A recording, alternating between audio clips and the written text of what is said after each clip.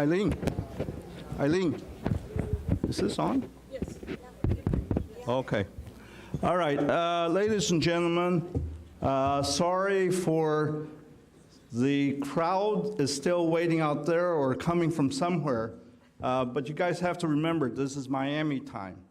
Okay, no matter when we set the time to start, unfortunately, it's not everybody's time to get started.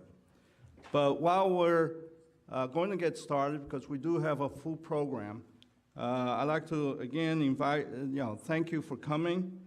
And on behalf of my colleague, Dr. Daniel Berg, distinguished research professor and a fellow member of the National Academy of Engineering, and myself, I'd like to welcome you all to this joint regional meeting of the National Academies of Engineering and Medicine. Dan and I feel especially honored to have been asked for a third time to organize a regional NAE meeting. Moreover, it is a unique symposium in that it is being co-sponsored by two of the three national academies, Engineering and Medicine.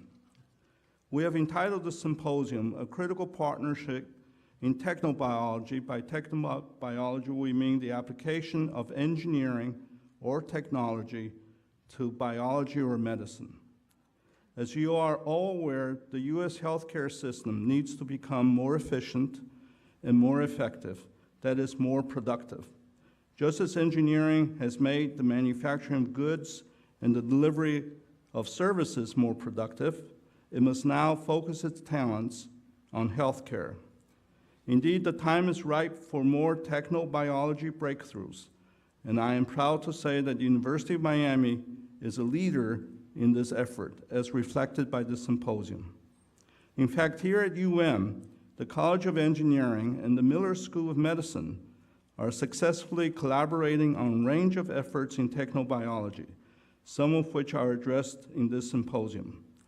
On the other hand, it should also be noted that is likewise pursuing applications in biotechnology, or the application of biology to technology, including, for example, neural networks, which concern how neurons network and function to help model complex relationships between inputs and outputs of a large data set. So coming back to today's focus on technobiology, we will hear presentations on critical biomaterials that have helped to establish the fields of interventional cardiology and interventional glaucoma, on polymer structures and their impact on biofunctional surfaces, and on drug discovery by employing organs on a chip. Let me now introduce the other 6 individuals up here in the dais. As indicated in your trifold program, they will provide some additional introductory remarks. However, before I do so, I would like to acknowledge the presence of 2 other individuals who have helped us with today's program. The first is Dr. Julio Frank, the current president of and a member of the National Academy of Medicine. He will be joining us a little later when he shares a discussion of the 3 presentations. The other individual who deserves our recognition and appreciation is Dr. Donna Shalala, a member of the National Academy of Medicine and the former president. As some of you may recall, she also moderated our 2010 symposium. Thank you, Donna, and welcome. Now, let me commence by saying that it is my distinct pleasure to introduce the president of the National Academy of Engineering, Dr. Dan Moult. He held a number of faculty administrative, it's all right, you can stand up. He held a number of faculty and administrative positions at UC Berkeley before becoming president of the University of Maryland. In 2013, he was elected president of the National Academy of Engineering. Ladies and gentlemen, President Moult. Thank you, Jim. Thank you very much. Well, I only have 4 minutes, so I didn't want to use too many seconds walking up here. Jim, thank you very much, and thank Dan Berg also, the 2 of you, for putting this very important symposium together. The Academy calls on its members to create these regional meeting symposia, and we're very, very fortunate to have Jim and Dan take this on, and it's a great pleasure to be here. There's these regional meetings happen regularly at the Academy. In fact, this is the 18th year we've had regional meetings. And they really rely on universities and industries to put together these programs for us and essentially bring the Academy out to the nation. And so this happens to be, of course, the university one. It's the first one of 5 that are scheduled this year. They have 5 a year around the country. But as Jim suggested, this one is very special. And I emphasize the very part of this. This is the first regional meeting that's ever been put together that actually is a joint meeting with the National Academy of Medicine and the National Academy of Engineering. And of course, the title of this meeting is Engineering and Medicine, a Critical Partnership in Technobiology. And boy, that is definitely true. This is a period between engineering and medicine that has actually been going on for decades. It's been going on a very long time.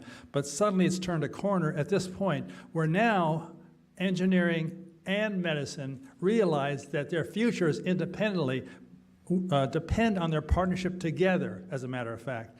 So this is a different phase. From this point on, you can expect to see this around the country and around the world. I'm very eager to hear about the speeches today, the presentations at the symposium from truly distinguished experts on this topic. I mean, you would have to go a long way to hear better speakers on this topic than you'll hear today. So I thank the speakers. I thank Jim and Dan for putting this program together, and I thank the partnership with the Institute of Medicine for bringing this all together for all of us. So thanks, Will, and I think I've lasted under my 4 minutes. Thank you very much.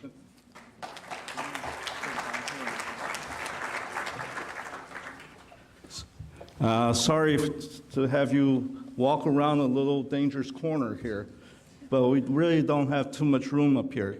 It'll get easier because the next set of people will be just 4, so we'll have some space. So it is now my pleasure to introduce the National Academy of Medicine Home Secretary, Dr. Jane Henney. She has had a distinguished career in health policy, and she is currently the Dean of the School of Medicine's Advisory Board at the University of Kansas. Ladies and gentlemen, Dean Henney. Well, thank you, and I will add my thanks to you, Jim and Dan, for hosting us and all the hard work that it takes to put such a symposium together. I so appreciate your efforts in this regard. And as I look out at the audience, I particularly want to thank you for inviting a number of students to this, because they really are our future in terms of discoveries yet to come that will truly change our worlds. I bring you greetings on behalf of the National Academy of Medicine.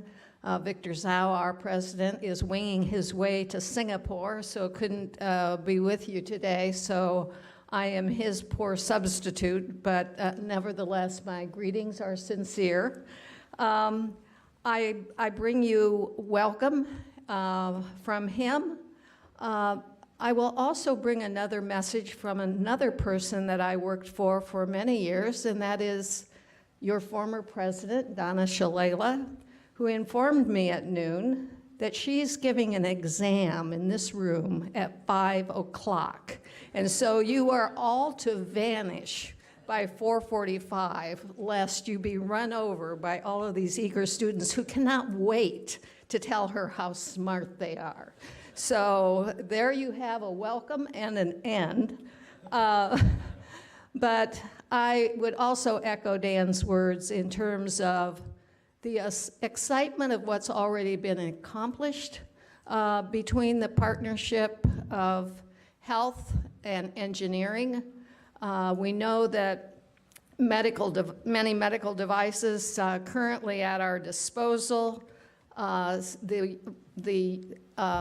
bringing the discipline of engineering into the CDC, and those engineers at CDC that helped really were involved in malaria control efforts in standing water. We know that systems engineering has also played already a pivotal role in redesigning, re-engineering many aspects of our current healthcare system. But what we're most excited about is what is yet to come. And I think that is the subject that will be brought to us by many of the speakers that we'll hear from this afternoon. We, in the work of the Academy, still take, in terms of our consensus studies and many of our projects, this joint partnership quite seriously. Our reports on building a better delivery system, a new engineering healthcare partnership that was published in 2005, a long time ago that is, and smart vaccines published in 2015, I think are really reflective of how the academies can incorporate both the disciplines of health and medicine and all of those sub-disciplines that engineering and medicine reflect. So I look forward to today and what is yet to come. Thank you so much. Thank you, Dr. Henney. Our next speaker is our own Executive Vice President and Provost, Dr. Jeffrey Dirk. He joined us in July 2017. He was previously the Dean of the School of Engineering at the Case Western Reserve University, where he was also the founding director of the Case Center for Imaging Research. Thus, he himself has been clearly involved in the imaging area of technobiology. Provost Dirk. So on behalf of the University of Miami, I want to welcome everybody here today. And I was looking out in the audience, I started thinking about what is it that brings a director from a Center of Computational Science, a leader in civil engineering in Johnson & Johnson, other leaders in Johnson & Johnson, our world-renowned Bascom Palmer Eye Institute here together. It almost sounds like the setup to a joke, doesn't it? You know, the great thing about events like this is it does bring people together with the opportunity to answer, I don't know what brought us together, but we're excited about what might come from this. And it is that idea of the integration of technology and biology that really offers all of us a great opportunity to imagine what will come next. In my case, for example, all of my research was in magnetic resonance imaging, and many times technology has been implicated for the rising costs of healthcare. And I think what many of us recognize is we have great opportunities to not only demonstrate how, in fact, the integration of technology and biology actually bring costs down, but also pave the way fundamentally for important advances to the patients, because that's essentially why we're all here today, is to find those great opportunities. So I know that with my colleague Ed Abraham and I, who are two of the leaders at the university, we draw on the foundations established by Donna Shalala and others to really make sure the University of Miami is a welcoming place for the integration of those two disciplines. And we really want to thank all of you for being here today and participating in what we hope to be the start of continued robust discussions on these topics. So thank you all for being here, and we're really grateful for your attention today.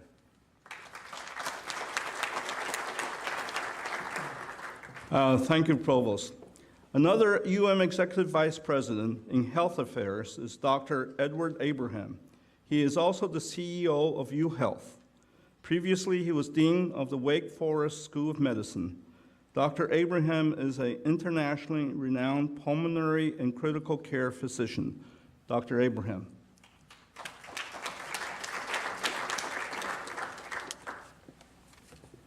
I'll add my welcome to everyone as well. The provost talked about how important integration across the university is in terms of engineering and medicine in the greater whole. And let me just say something about two specific examples. The School of Medicine recently underwent an intensive strategic planning process for research efforts. It involved about 300 of our faculty members. And through this, a number of areas where we have close interactions were called out. So we have a Center for Nanotechnology that was funded with a $7.5 million grant, an award from the John T. McDonald Foundation, and includes faculty from medicine, engineering, and science. and involves the establishment of a unique nanofabrication facility. This was called out as one of our important bridging technologies. Informatics, handling large data sets, the Center for Computational Science also was called out as important in terms of our research efforts. The provost and others have mentioned our efforts in ophthalmology as well. Clearly, how we approach neurosciences, sensory research involving sensory programs has also been important. So in a limited number of important areas where we have high-performing teams that can become absolutely preeminent through these interactions, our research strategic plan is focusing on those areas. It's incredibly important for us to have these synergistic relationships in team science, reaching across this great university, taking advantage of the intellectual assets that we have. It's really a major priority for us going forward. So the fact that we're having this symposium where we bring together multiple different disciplines and groups and think about how we can work together, how we can take advantage of strengths and actually get that true multiplicative effect through those interactions is critically important for us in terms of moving forward, in terms of our vision for preeminence, but also our vision for having highly impactful and innovative programs. So I'm very anxious, looking forward to the kind of interactions that will occur during this symposium. And again, just want to welcome all of you here. Thank you.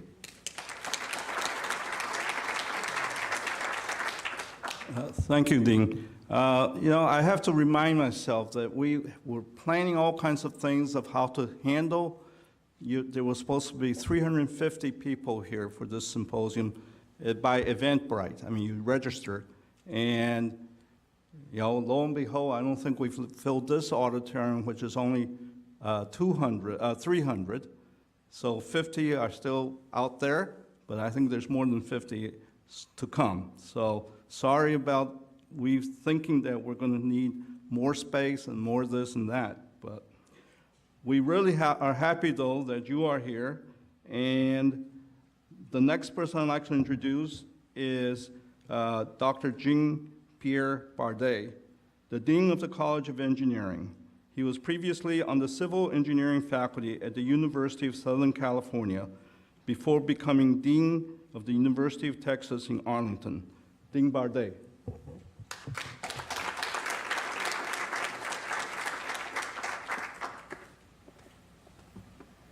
Thank you, Jim. So welcome to this event.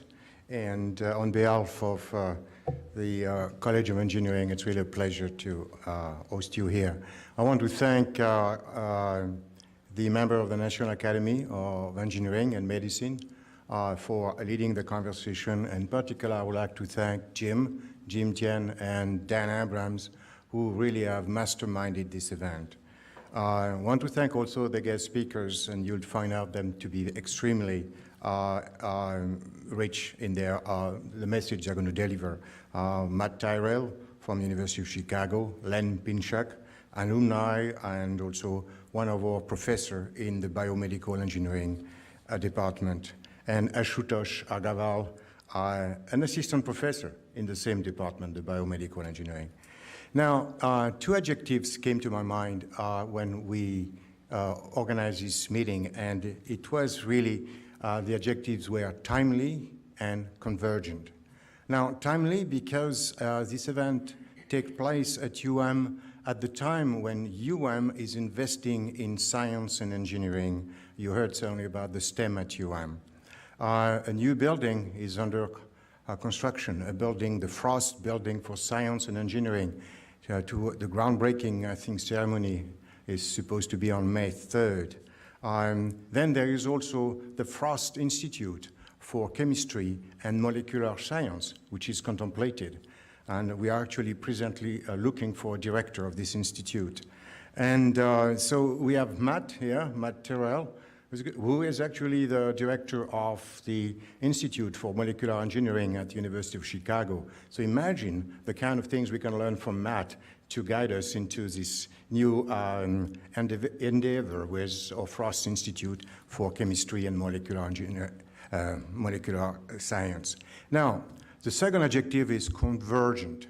And this event, I believe, is quite convergent. Convergent, of course, between medicine and engineering. And convergence is something more precise and interdisciplinary, multidisciplinary, interdisciplinary. We heard these terms over and over. Convergence is in the sense of Mike Rocco of the National Science Foundation, where basically you have various disciplines which fuse together, driven by a common mission, a common vision, and they fuse around grassroots opportunities, not institutional top-down kind of mandates. Now, two examples. The first one I can think of is actually the field of biomedical engineering. Biomedical came up with a fusion from electrical engineering, mechanical engineering, biology, and suddenly there was a new field, and medicine, of course, all right? So we are lucky, most of our actually biomedical engineers have a joint appointment in the medical school. Now, another example is in your pocket, an example of convergence, your cell phone. This is a convergent device where we bring together the GPS, the battery, the databases, the VLSIs, all kind of technologies. And on this platform, we're going to build telemedicine. So a lot of convergence here. Now, we have a few partnerships at University of Miami which are already evolving toward convergence. You heard already Bionium, led by Richard Coty. These nanofabrications, where we can fabricate sensors to sense tiny, minute quantity of cells reactions. And of course, something we are very proud about, and it's the Johnson & Johnson 3D Centers of Excellence, 3D Printing Centers of Excellence, a collaboration between Johnson & Johnson and the College of Engineering. Now, I don't know if you can see it, but I hold in my hands, not a crystal ball, that would be nice, but a titanium ball printed in the center. And that could be a human eye in the future. I code it, put some sensors, and maybe we'll be able to restore vision to people. And so the idea is clear. In the Johnson & Johnson, we are doing personalized healthcare. The idea is to go from the MRI imaging to the body parts, and that would be manufactured at the hospital. Every hospital should be able to manufacture body parts and supply these to the surgeon. Now you're thinking about more precision, more speed, more organic shapes, more savings. And so this, I believe, is an example of a future convergence. Now, these are my two adjectives, timely and convergent. So I look forward to this meeting, and I'm looking forward to stimulating discussions on the timely convergence of medicine and engineering at University of Miami and beyond. Thank you.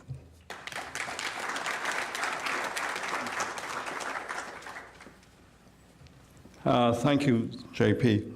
So finally, I'd like to introduce my close colleague, Dr. Daniel Berg. He was a technical director at Westinghouse before pursuing an academic career as Dean and Provost at Carnegie Mellon University, as Provost, President, and Institute Professor at Rensselaer Polytechnic Institute, and now as Distinguished Research Professor at College of Engineering. Dr. Berg. Thanks. Could I just disturb you If a it's minute? about me, Why don't Jim, we you all can go get on. off, because right after this is the presentations. And it'd be difficult to look the other way. That's like stage engineering.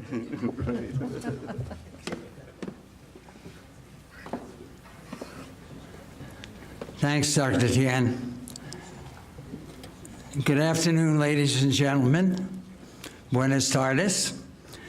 Before I introduce the three symposium presenters and discussants, and the symposium moderator, UN President Julio Frank. Perfect timing. I would like to make some introductory remarks. Our program committee selected 3 special speakers. They each have a theme, but combined they exemplify a generic approach in the development of translational technology. The speakers, each in their own right, have created fundamental knowledge and have done so in areas of societal need, while at the same time enabling the utilization of their created knowledge. Thus, they have been using a feedback loop of asking fundamental questions, developing new knowledge, and understanding in areas ripe for utilization.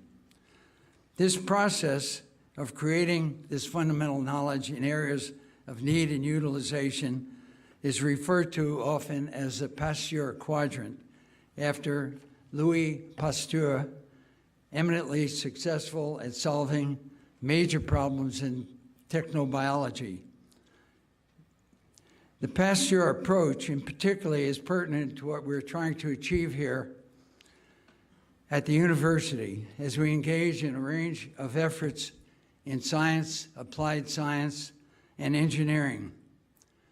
Interestingly, Pasteur himself, a very successful technobiologist, was famous for several innovative successes. We all know that pasteurization makes milk potable. Less well known is that he was commissioned to save people who were bitten by rabid dogs.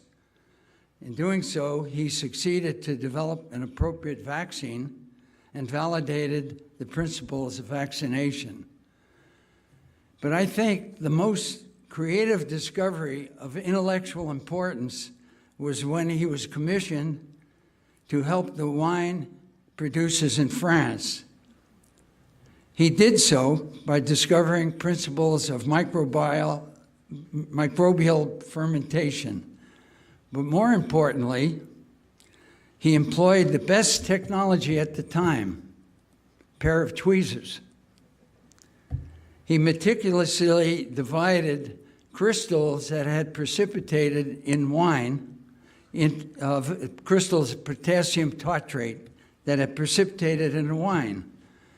The selection criteria for his picking the crystals out, because there were 2 types, one type being the mirror image of the other.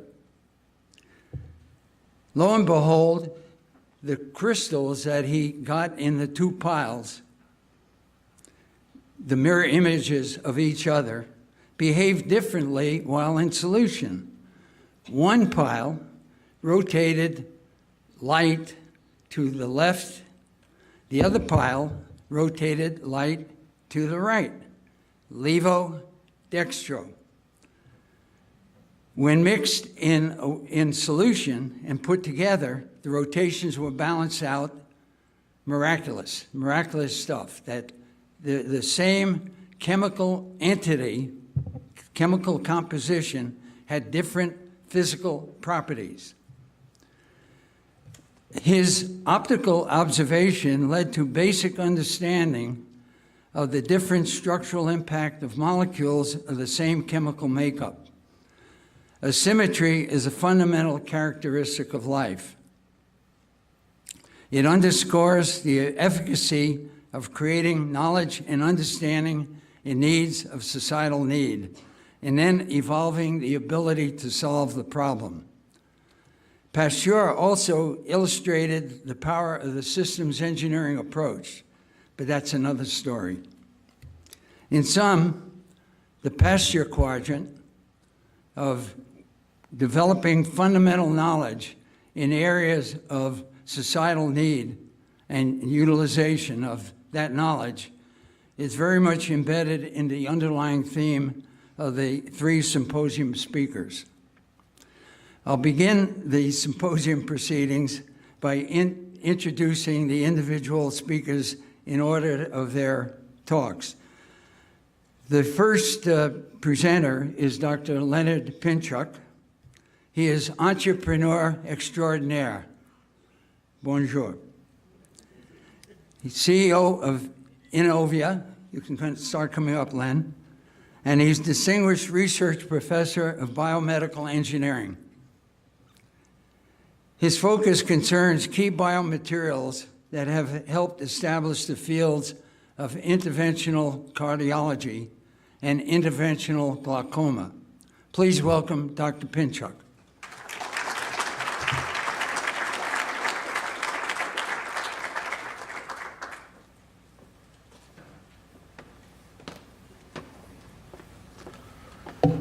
There are people out here. Thank you very much, Dean Chen, Professor Berg, for inviting me to talk here. And thank you all of the distinguished people who are here. If I had known you were coming, I would have gotten a lot more nervous.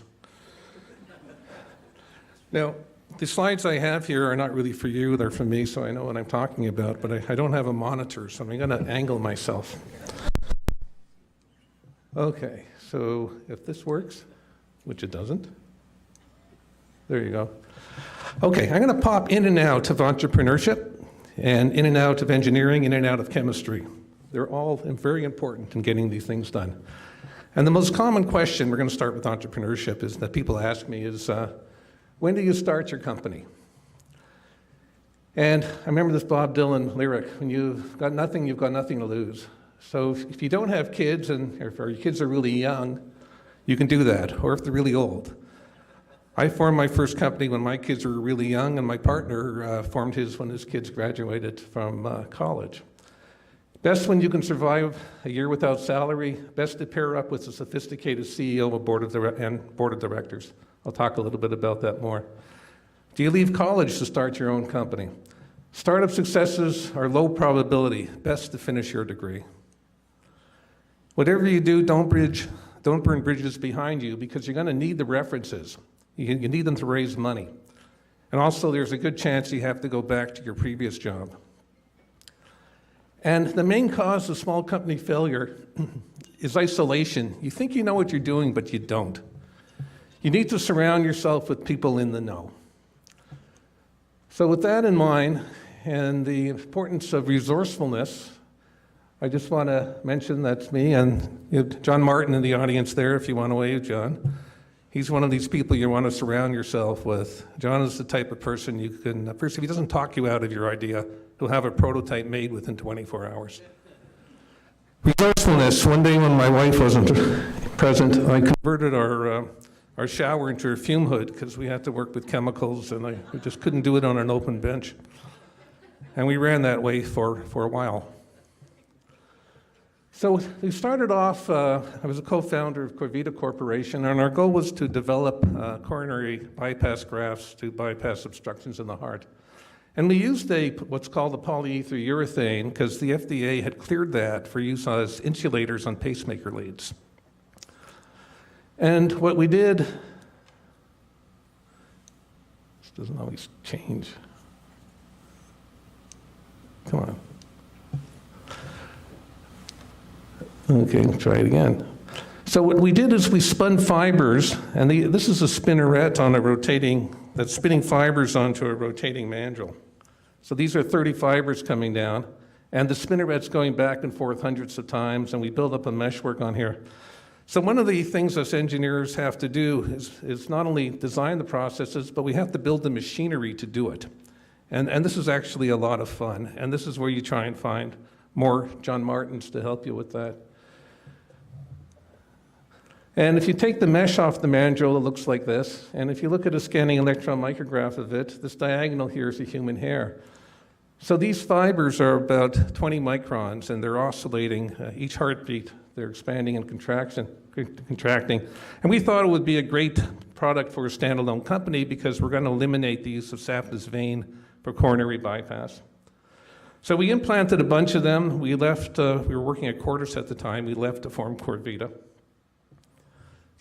And we did explants, and we found 100% of them failed, and they were all degraded. All these fibers began to show cracking. So the pessimist sees the difficulty in every opportunity, the optimist, the opportunity in every difficulty. So this is important because you have to be an optimist. So I said, let's get Cordis into angioplasty and let's develop our own implantable material. So let's look at the origin of biomaterials. Really, it was physicians trying to solve problems. So the artificial heart was one of the first ones, where they just took a woman's girdle and they cut it up into a diaphragm that can oscillate back and forth. And this became the membrane for the artificial heart. William Kolff, when he did the dialyzer, he just bought casings from sausage stuffings, and he ran blood through it in a water bath, and he was able to dialyze blood. Then bifurcated aortas came from pantyhose knitting machines and weaving machines. And yeah, the insulators on wires, the original inventor of silicon rubber was General Electric. But Dow Corning beat them to the breast implant, and that was probably the biggest mistake they ever made in their history, because as you all know, they were sued for $3 or $4 billion. And polyurethanes also, for insulators, came from mattress stuffing and brush bristles. So I'm going to talk a little bit of chemistry here because it's important. This is a diacid, and R is a number of carbons that can be 1 to whatever you want, we'll say 10. And you take what's called the diamine, which is in amine groups, and you have another R, which could be carbons, could be 10, 5, 6. Amines react with acids, and they give you this link over here, which is an amide linkage.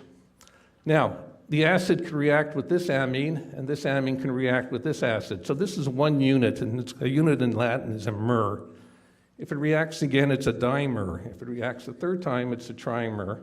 And if it reacts hundreds of times, it's a polymer. So that's what polymer is, polymer. And you maintain the amide group. So this was synthetic silk that was developed in the 1930s at DuPont by Carruthers. And he did the work, according to DuPont folklore, between his labs in New York and his lab in London, and it became known as nylon. All right. Now, because you have your R's and your R primes, you have different forms of nylon. So if you have nylon 6 carbons in the carboxylic side and 6 in the amine side, you have your moldable gears and other machine parts. We all heard nylons were stockings because they're made from nylon. That was nylon 4,4. You have the casings of power tools is nylon 6. Nylon string guitar is nylon 11. Then you have this really peculiar unknown nylon called nylon 12. And this is where the fun starts if you're an organic chemist.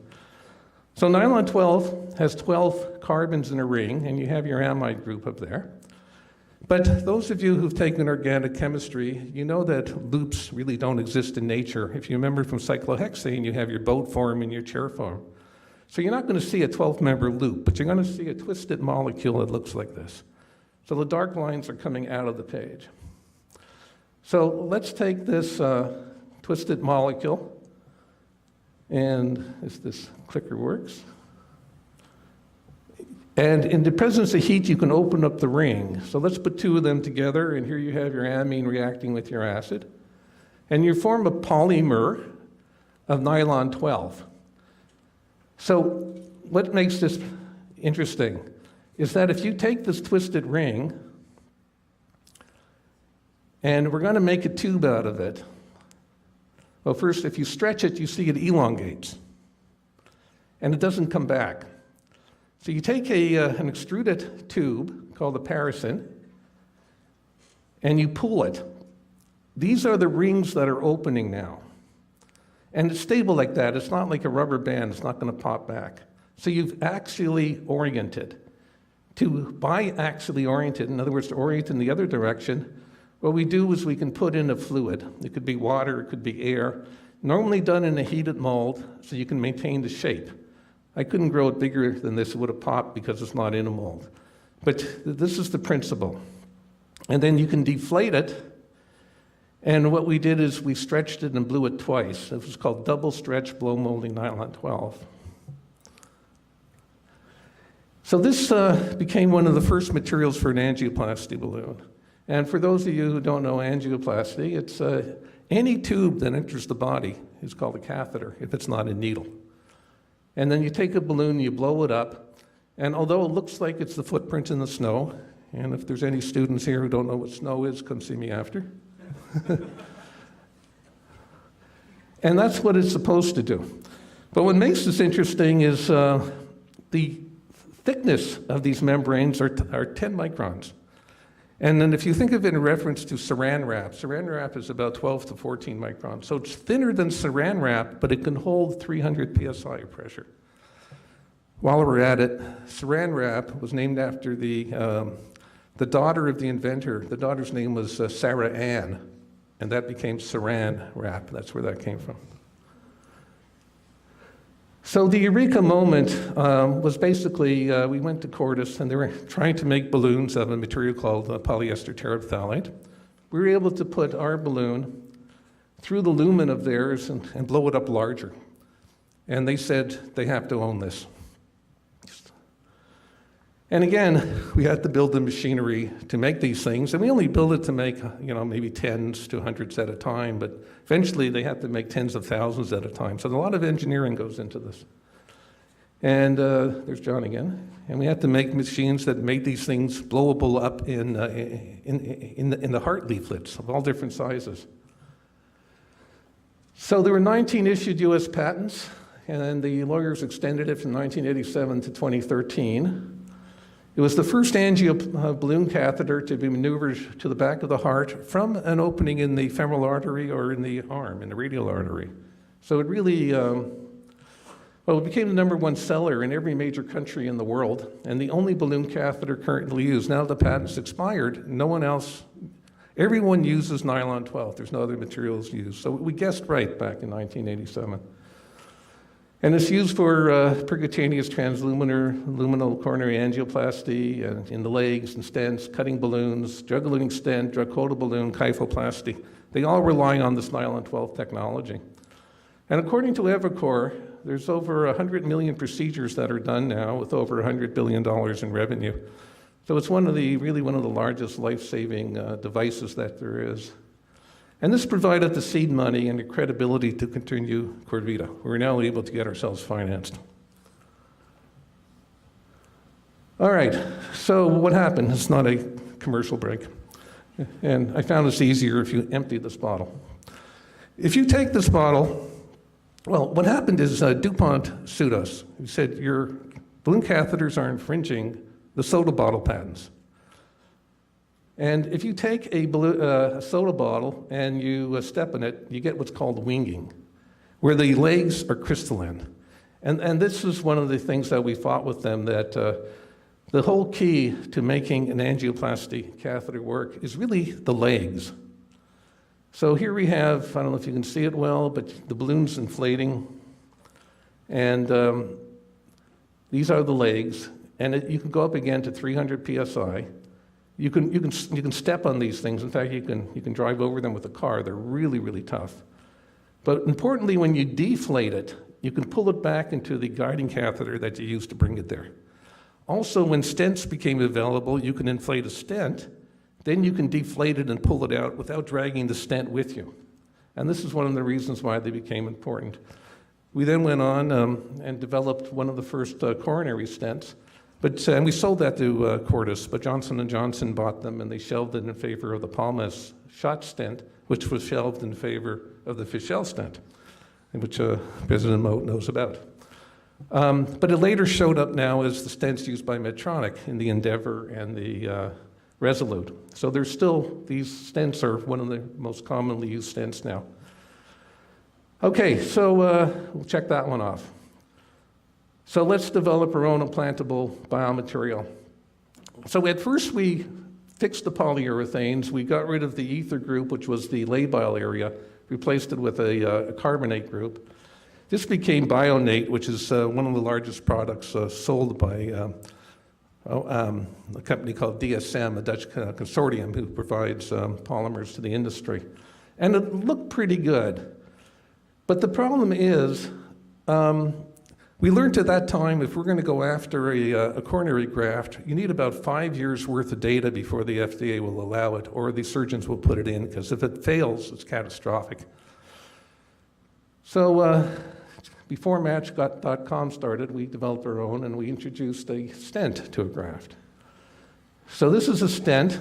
It's made out of a material called Elgiloy, which is from Elgin, Indiana, which came from the Elgin watch, which was the mainspring on the watch. So it was braided, and we added that to our liners, which I showed you earlier, and we ended up with a stent graft. And the way that works is you can take these spring openings that are attached to the fibers, and you can compress them down into a catheter, and then you can deploy it. You can push it out, and they pop open. And that's the stent graft. So this was our first case. It was a lady who was in a car accident, and her aorta was perforated, and her abdomen was full of blood, and they couldn't go in surgically. But they decided if they can go in through the leg artery, they may be able to fix the hole internally. So they deployed our stent graft in there, and here you see blood flow going through the wall. And with time, it begins to diminish as the blood clogs in the wall. And this lady was able to walk out of the operating room after 1 or 2 days in the hospital. She would have died without it. So this is one of the first uses of the stent graft. Not much of a market in trauma. So we had to look at where there is a market, and abdominal aortic aneurysms is the 13th cause of death. So that's where the abdominal aorta is. So what we did is we developed a bifurcated trunk that you assemble it in the body. So here you have 2 legs in a stent graft. Then you go into each leg with the stent graft, and you deploy that in there.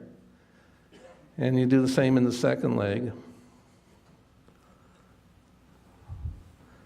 And now blood stays inside this conduit and eliminates the pressure on the aneurysm, so the aneurysm doesn't grow. And there's been over 1 million procedures done so far with this. It's really about half of aortic aneurysms are fixed now endoluminally without having to go through an open surgical procedure. And this is what it looks like under X-ray.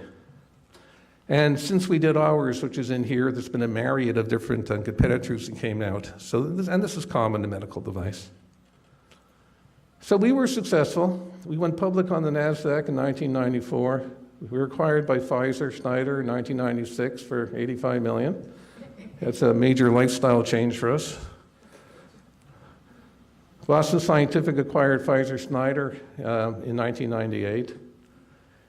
But what bothered me, there was a slow degradation. Most of the time the fibers look good, but occasionally you see this cracking. And again, as a former organic chemist, you say, well, why are you putting in urethane groups? So I didn't want to put a Band-Aid on this.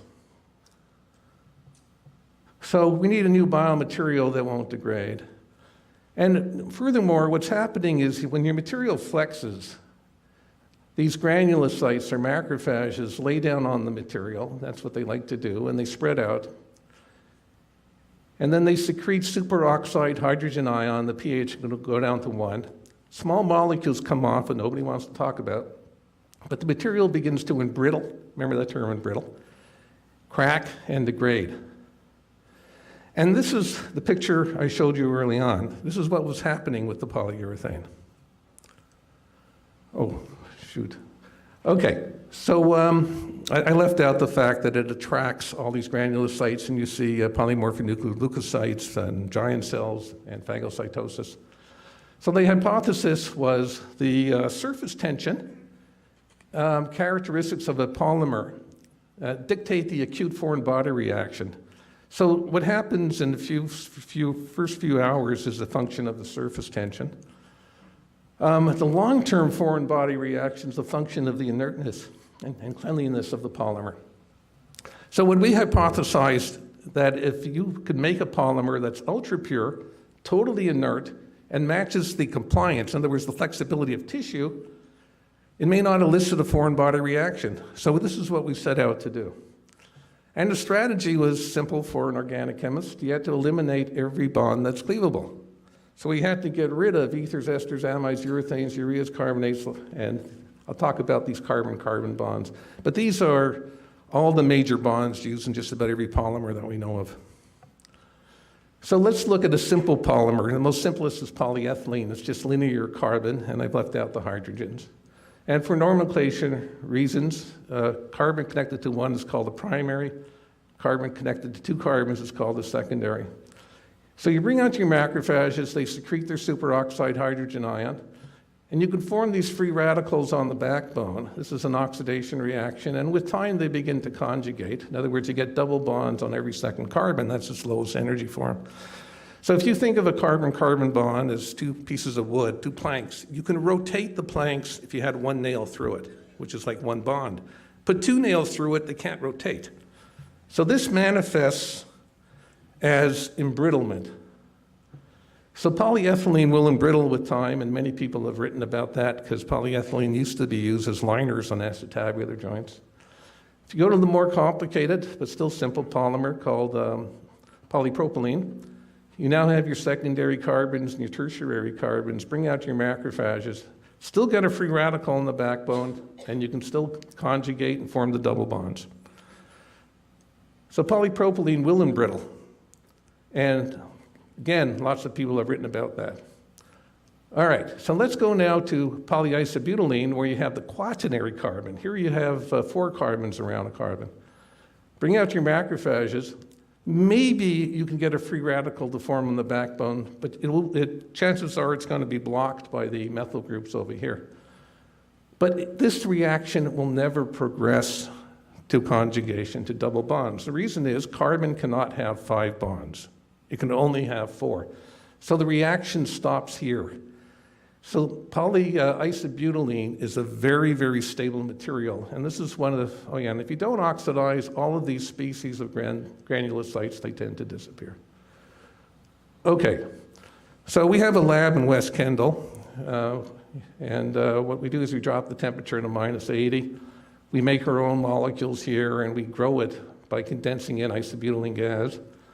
And we grow this, this continuation of, if you note, the quaternary carbon to the secondary carbon, quaternary, et cetera. So this is polyisobutylene, which is kind of like chewing gum. If you want to convert chewing gum to an elastomer, to a stretchy material, you either have to vulcanize it and cross-link it, or you have to put in meltable crosslinks. And we put in meltable crosslinks. If you take 800 of these units, meltable crosslinks are glasses. And typical glasses are plexiglass, polystyrene, polycarbonate. But we use polystyrene. And we form this polymer. And I won't talk about this here. But it's called, we have a block of polystyrene, a block of polyisobutylene, a block of styrene. So it's polystyrene, block isobutylene, block styrene, or SIBs. And here are the blocks of your glassy segments holding the rubbery strands together. So if you take, this is just the concentrated nitric acid. It's the highest concentration you can buy without a military license. And you put sieves into it. It's just a film of sieves. It's probably going to be hard to see here. But we're going to compare its ability to be destroyed in strong acid and strong oxidizing agent versus silicone, which is used in the body everywhere. And you're going to see with silicone, it turns back to sand, because silicone is formed from sand. In strong acid, it reverts back. So you're going to see that piece just break off, which it just did. Dacron, which is used in vascular grafts, we're just going to put a little swab in there, and you see within seconds it's gone. And that's because it's porous, and it has ester groups, which are cleavable. And our polyurethane I played with is a very vigorous reaction, disappears in seconds. But you can leave sieves in there as long as you want, and it's not going to get destroyed. So other companies such as Medtronic, Boston Scientific, they've all now identified sieves as being the most bio-inert, stretchable material they've ever tested. So it's become the standard to beat, and they haven't beat it yet. This just is a curve that says if there's biodegradation, the molecular weight would drop, but it doesn't drop.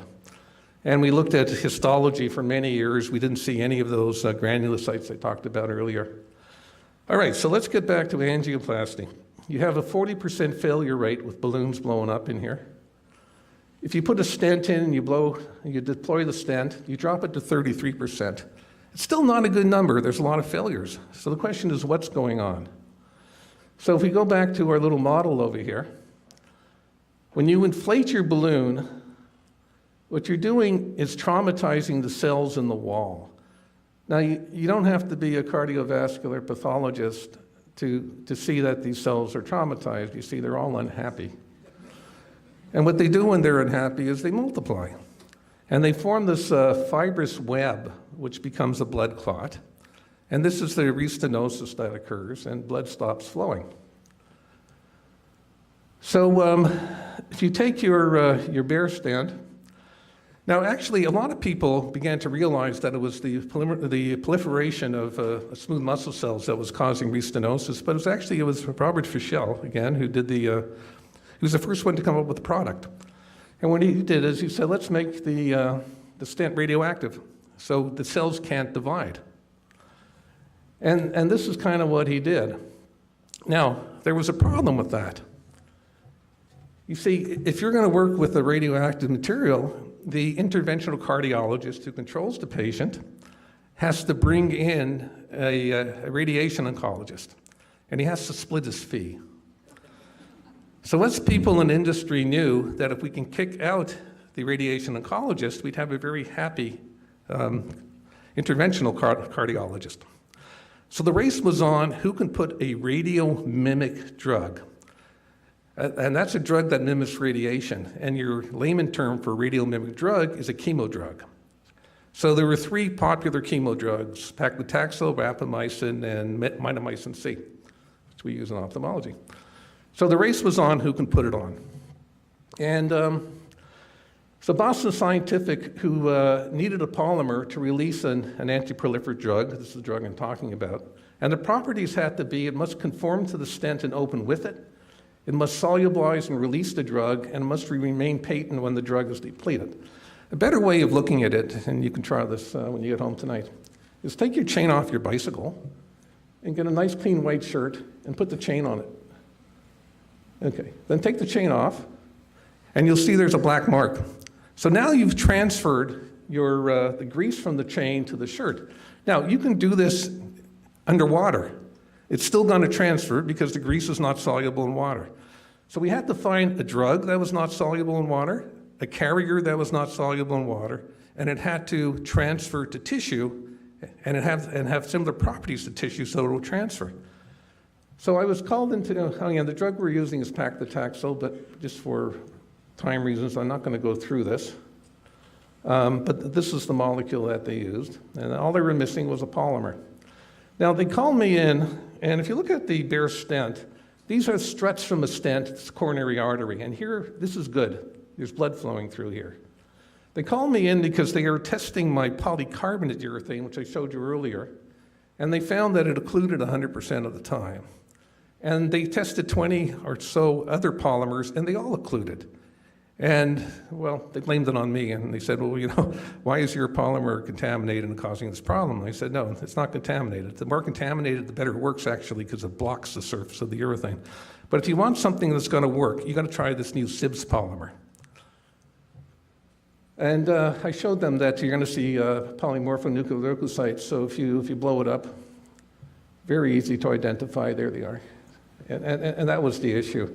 So now we took a bare stent, coated it with SIBS, and we're now able to go from 100% failure rate to 100% success rate. So this is at 90 days and 180 days. So this became the drug-eluting stent.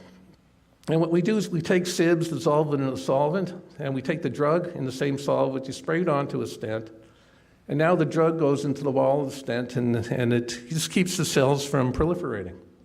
And the failure rate went down to close to 0 at 6 months. It was a night and day difference. And Boston Scientific, when they released it, it was the largest sales product in the history of medicine. It went to $3 billion in the first year. And it's now been in millions of people since 1999.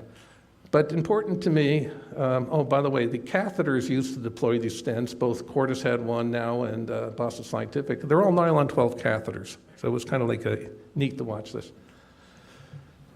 And again, we had to build the machinery to produce sieves. There was no source of it. We had to figure out how to purify it. So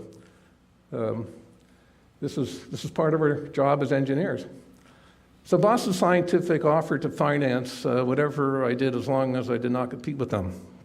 So being a financial genius, you kind of realize that you only have one heart, but you have two eyes, so you can sell twice as much product. So this is what kind of got us towards ophthalmology. But not right away. First we formed the Novia, because Novia became the shell company. And it had its ups and downs, and the biggie here was almost 3 years after we did that, they changed the light bulb. I had to get all my business cards reprinted. And a few years later, they changed it again to the LED. And for those of you who start companies, you need a mission statement, and this is ours. Yeah, people have to know what you do. All right, so very fortunate, and this is where partnerships are important. Bascom Palmer Eye Institute is around the corner. And I had known some people there. I helped with the formulations of silicones used in vitrectomy when I was a student, and they've been ranked #1 for about 15 years in a row.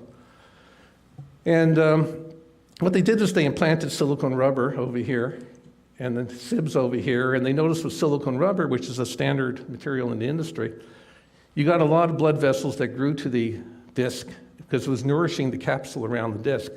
And there were lots of myofibroblasts which generate scar. Whereas with sibs, they didn't see any of this.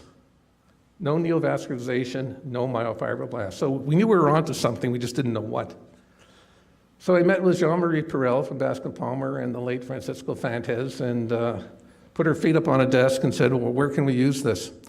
And I guess it was Francisco, who was a glaucoma specialist, says that if you can make a tube that can drain fluid from inside the eye to somewhere else and drop the pressure without having a plate, this is the holy grail of glaucoma. So we said, okay, let's do that. So some people in here, I notice, know what the eye looks like, but just for those of you who don't, this is the cornea, the iris, the lens, the retina. And I've learned this from the ophthalmologist, that if you're going to work in the anterior segment, you really don't care about the rest, so you may as well erase the rest of the eye. Okay, and then you can color it in if you have nothing better to do, which I like to do. So here you have cornea, iris, lens, and because it's symmetrical, we can get rid of half of it. And now we're going to rotate it. And it looks like this. So keep in mind, we have cornea, iris, lens. So let's talk now about the fluid that fills the eye and drainage in the eye. So the ciliary body here produces the aqueous humor, and it travels, here it is. It's traveling below the iris, above the lens. It fills the anterior chamber. And if everything goes right, it goes through this trabecular meshwork into a canal called Schlemm's canal. Then it goes through collectors. And from the collectors, it goes into the veins of the sclera. And eventually it goes to the episcleral veins and out the eye. So this is what happens in the normal eye. But in the not so normal eye, if you have a disease, and glaucoma is one of them, these drainage passages could get blocked. So I'm going to represent it by putting a brick wall here. We don't quite know where the blockage is. But all we know is that, I got to hurry up and talk here because I'm running out of time. So glaucoma is an increased pressure in the eye, and if uncontrolled, can impinge on the optic nerve and cause permanent damage. So what we do is we take a tube that we make, and the tube's made out of sibs, and we implant it right through that resistance. Come on, Mr. Tube. It's running a little slow here. So now we have a tube that the body doesn't recognize really as being foreign, and we can bypass the entire resistance, and the flap is closed. Okay, so let me move on. So this became the InFocus microshunt. And it's sibs. This is in on my finger. It's soft, it conforms to the eye. The lumen is long to bring it to where we want, and the fins on it over here prevent migration of it. And another thing, because we're a lot of engineers here, you know, I was taught the Hug-and-Purcell equation, and basically it's your velocity of your fluid is equal to your pressure drop times the square of the diameter divided by the viscosity and length. And you can manipulate this, where flow is VA and area is this. Now, PowerPoint has a tool not many people know about where you can combine equations. So we combine this equation, and out comes that the diameter you need is the fourth root of these variables here. So very sensitive to diameter. We needed about 60 microns. So here's a healthy eye. Here's where you want your pressure between 10 and 15, sorry, between 5 and 15 millimeters of mercury. So these are sick patients who are not controlled on medicine. We've gone on 5 years now, and we can keep them into the zone of no progression of glaucoma. And most of the patients are off the meds. And we can look at the eye with time, and we don't see any encapsulation. Let's go. I get extra credit because this doesn't work. Okay, we can also put 2 devices in there. And so we're shifting it. I only have 1 slide left. So it's a paradigm shift. We have a replacement for trabeculectomy. We have a replacement for some laser procedures, very little post-operative care. Maybe eliminate the need for eye drops for glaucoma patients.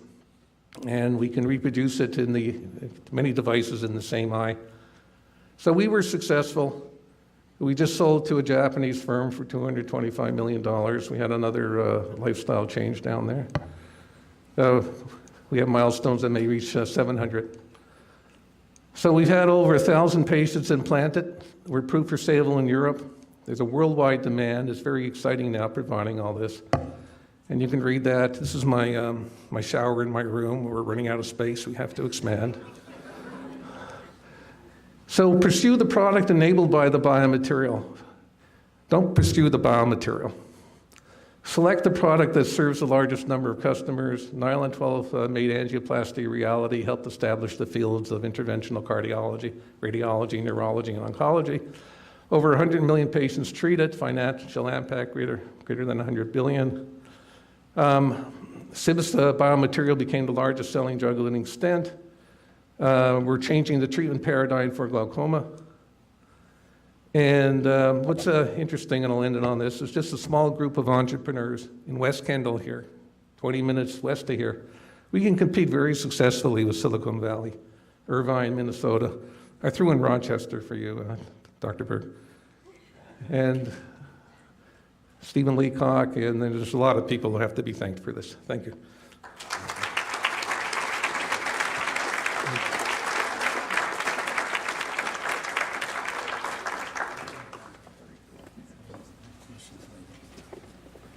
Thank you very much, Dr. Pinchuk. We'll now have to save questions for the panel discussion later. Right now, we're going to have a 15-minute coffee break. I would appreciate you returning to the room in 15 minutes. Thank you.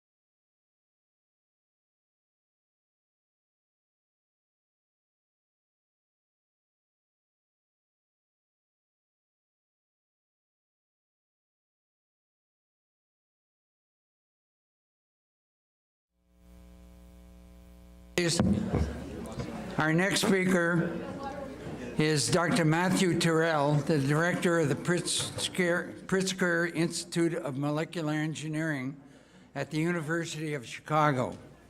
His talk is entitled Protein Analogous Micelles, Versatile Modular Nanoparticles on Control for Diseases Without Symptoms. Please give a University of Miami Cain welcome to Dr. Terrell.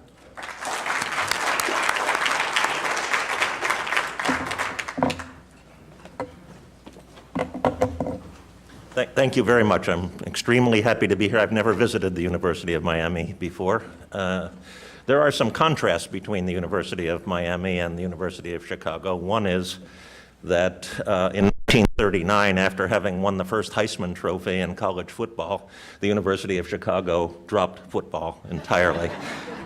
I guess we needed to quit on the slim chance that we were ahead. We haven't been engaging in football for a couple of decades. And the other thing that the University of Chicago hadn't started to engage in until 2011 was engineering. It had a, self-image of purity and rigor. But thanks to our current president, Bob Zimmer, who is a pure mathematician but has been at the University of Chicago for about 40 years since he was an assistant professor, we've brought in engineering. So I want to tell you, before I tell you about the title of my talk, which I'm going to aim, because of some of what's gone on already today, toward cardiovascular disease as the target, I want to tell you a little bit about the Institute for Molecular Engineering at the University of Chicago. Why, after 120 years, did a university that had this kind of self-image start engineering? And one of the most important reasons has already come up. We wanted to move the university from the Bohr's quadrant of pure research into Pasteur's quadrant, where you have the interplay between applied science and basic science. And it wasn't any kind of abandonment of pure science. In fact, Bob Zimmer often says that what's really going on is that applied problems stimulate new basic science. And so that's one of the things we're trying to bring to the University of Chicago. Another more local and practical reason is that since the Manhattan Project, the University of Chicago has managed Argonne National Laboratory for the Department of Energy, but yet hasn't had as deep a relationship as it might have. And with engineering, we're really trying to change that. And then just generally, in the spirit of what we're talking about today, we want to instigate activities that are going to bring more products of the University of Chicago into the world. So if you're going to start engineering after 120 years of existence, and there's already dozens and dozens of great engineering schools, how do you even justify that you're going to do that in the overall world of engineering? And that's a thing that we've grappled with a lot. We want to do it a bit differently. Rather than building a school based on traditional disciplines and providing deep and kind of secular dives into individual disciplines, we are aiming to create a more integrated engineering program where we are bringing in bioengineers, chemical engineers, electrical engineers, but also biologists, physicists, and chemists.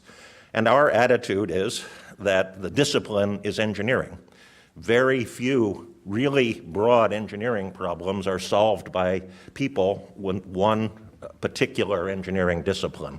So we want to do what we can in various important fields of engineering to translate science into technology. So we have built our faculty based on themes, not departments. I came with the authority to hire 25 faculty members. We've hired 21 so far in the first 6.5 years, and our mandate has been recently increased to 35, so we're still actively hiring. And these are new additions to the University of Chicago. I won't get into a lot of the details, but we call ourselves an institute, but we are a fully autonomous academic unit. That is, the faculty are hired in our institute. We have a PhD program, we have a bachelor's degree program, tenure is in our department, and so on. So we're kind of a combination of a traditional academic unit and a research institute. And we're trying to focus on big problems and training our students how to tackle them, rather than reproducing a traditional engineering school, of which there are already many good ones. The themes that have emerged fit our paradigm of molecular engineering, but we didn't choose the themes in advance. By molecular engineering, we don't just mean engineering molecules, we mean engineering systems from the molecular level up. A lot like the definition of nanotechnology. We like to stick to our proprietary brand name, but if you wanted to think this is an institute of nanotechnology, you wouldn't be too far wrong. And the themes, as I said, weren't picked by me in advance, but rather had to do with people across a broad spectrum that we were able to attract in soft matter and polymers, in materials for quantum information, in immunobioengineering, molecular engineering for water technologies, and energy storage and harvesting. I could tell you how we got into each of these, but each one we feel has problems that rise to an important level of significance for society, and perhaps more importantly, in a place that's proud and wants to be competitive. If we focus on certain areas, then we think that we can be competitive at the very highest level. Dr. Moten and I share a Berkeley heritage, him much longer than me, but Berkeley's motto is comprehensive excellence, meaning they're good at everything they do. Meaning they're good at everything, I should say. We're narrowing that to, we want to be good at everything we do, but it's a rather heterogeneous coverage. And we are starting to see synergies, for example, between quantum information and bioengineering, in that quantum signals emanating from the solid state can be very sensitive sensors and so on. But I want to focus for today in explaining what's going on immunobioengineering. I was chair of bioengineering at Berkeley for a couple of years.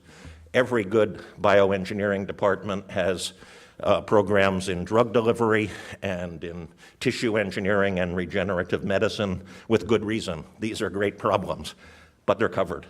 You know, the great bioengineering departments have a start there that's, you know, decades ahead of us. We want to focus on something that isn't as well covered, and with the people that we were able to attract, Jeff Hubble and Melody Swartz, we have some of the leaders in thinking about what engineers can do in immunology and the immune system. So that's a way of thinking about our philosophy. Like you, we have a new building. Like you, we've invested in a 10,000 square foot clean room that's been very important to fueling our efforts and is affecting all of these different interdisciplinary areas. So it sounds to me from what I've heard that you're very much on a strong track here in going along your own directions in technobiology.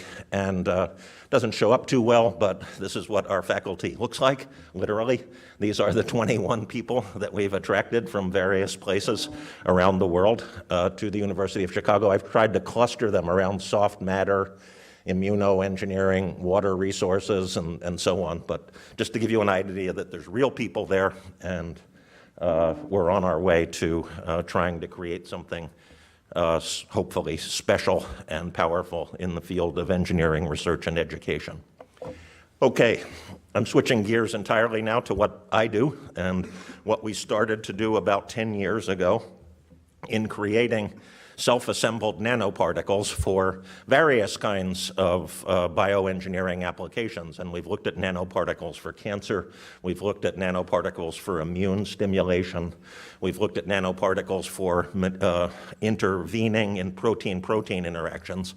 But I decided, partly because of Dr. Pinchuk's talk and partly because it has been our main focus over the last 10 years, to talk about nanoparticles focused on heart disease. And this is the way that we make these self-assembled nanoparticles in our lab. The basic particle that we make is a self-assembled object, meaning it's brought together by association of a tail group, which is usually hydrophobic. I'm going to talk about some electrostatic micelles later on in the talk, with a peptide head group that conveys some kind of biological activity, and often a bigger hydrophilic spacer than you see here.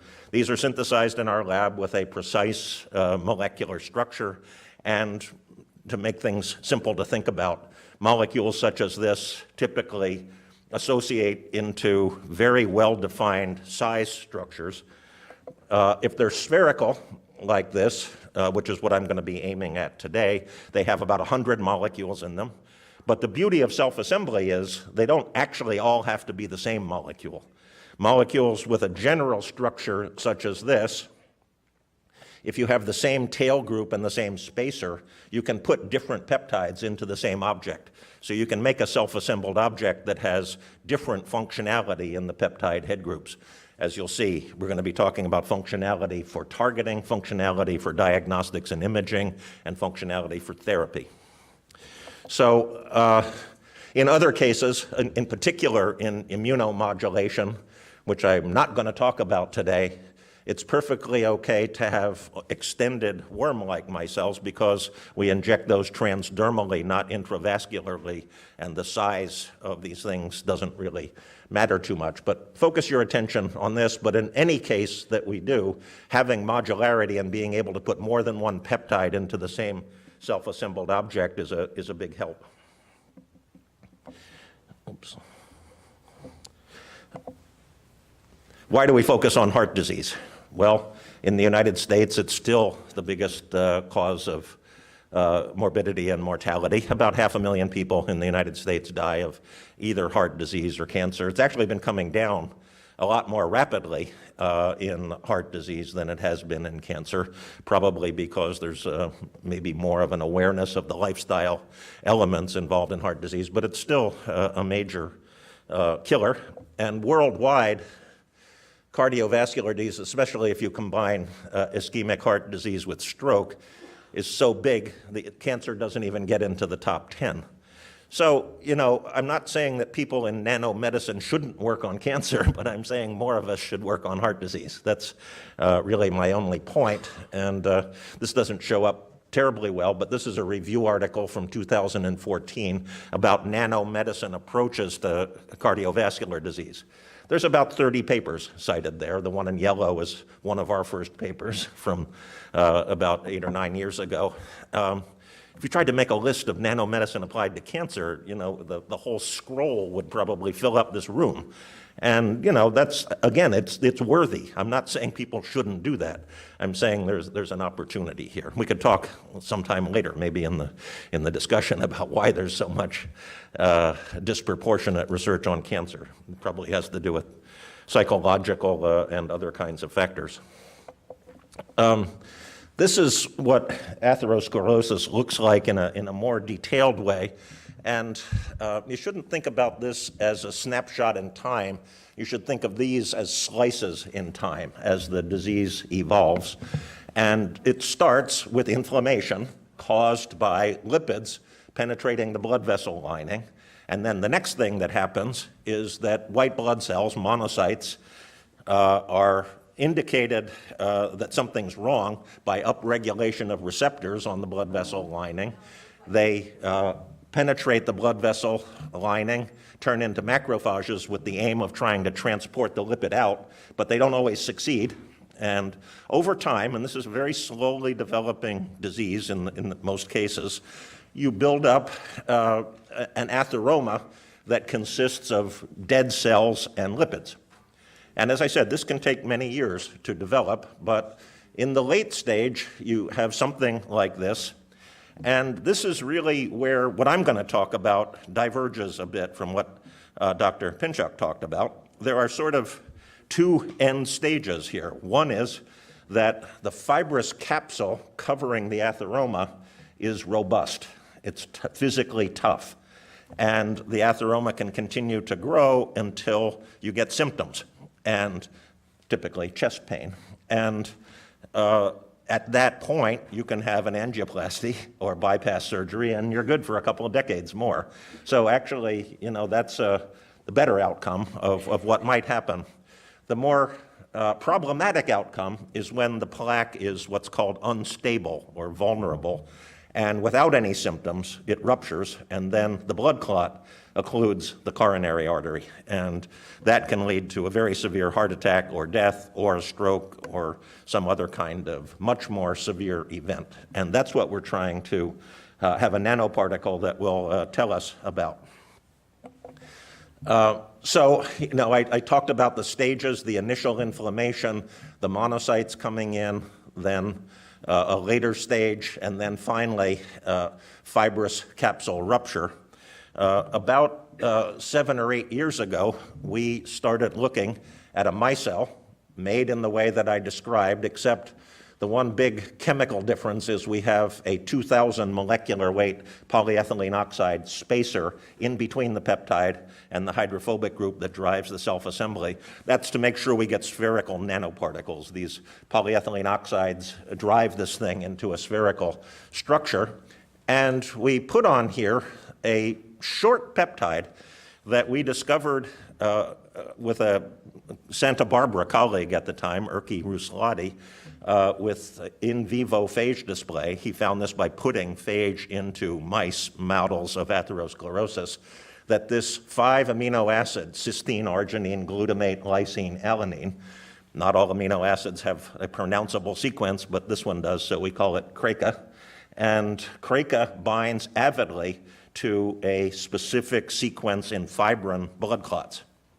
And it turns out that plaques that are likely to produce a massive blood clot typically are decorated with microscopic ruptures. So having a particle that homes to blood clots is a way of identifying vulnerable plaques.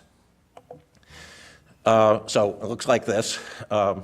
We put a fluorescent label on it so we can figure out where it went. And again, this doesn't show up too well, but probably well enough. First of all, mice don't get atherosclerosis.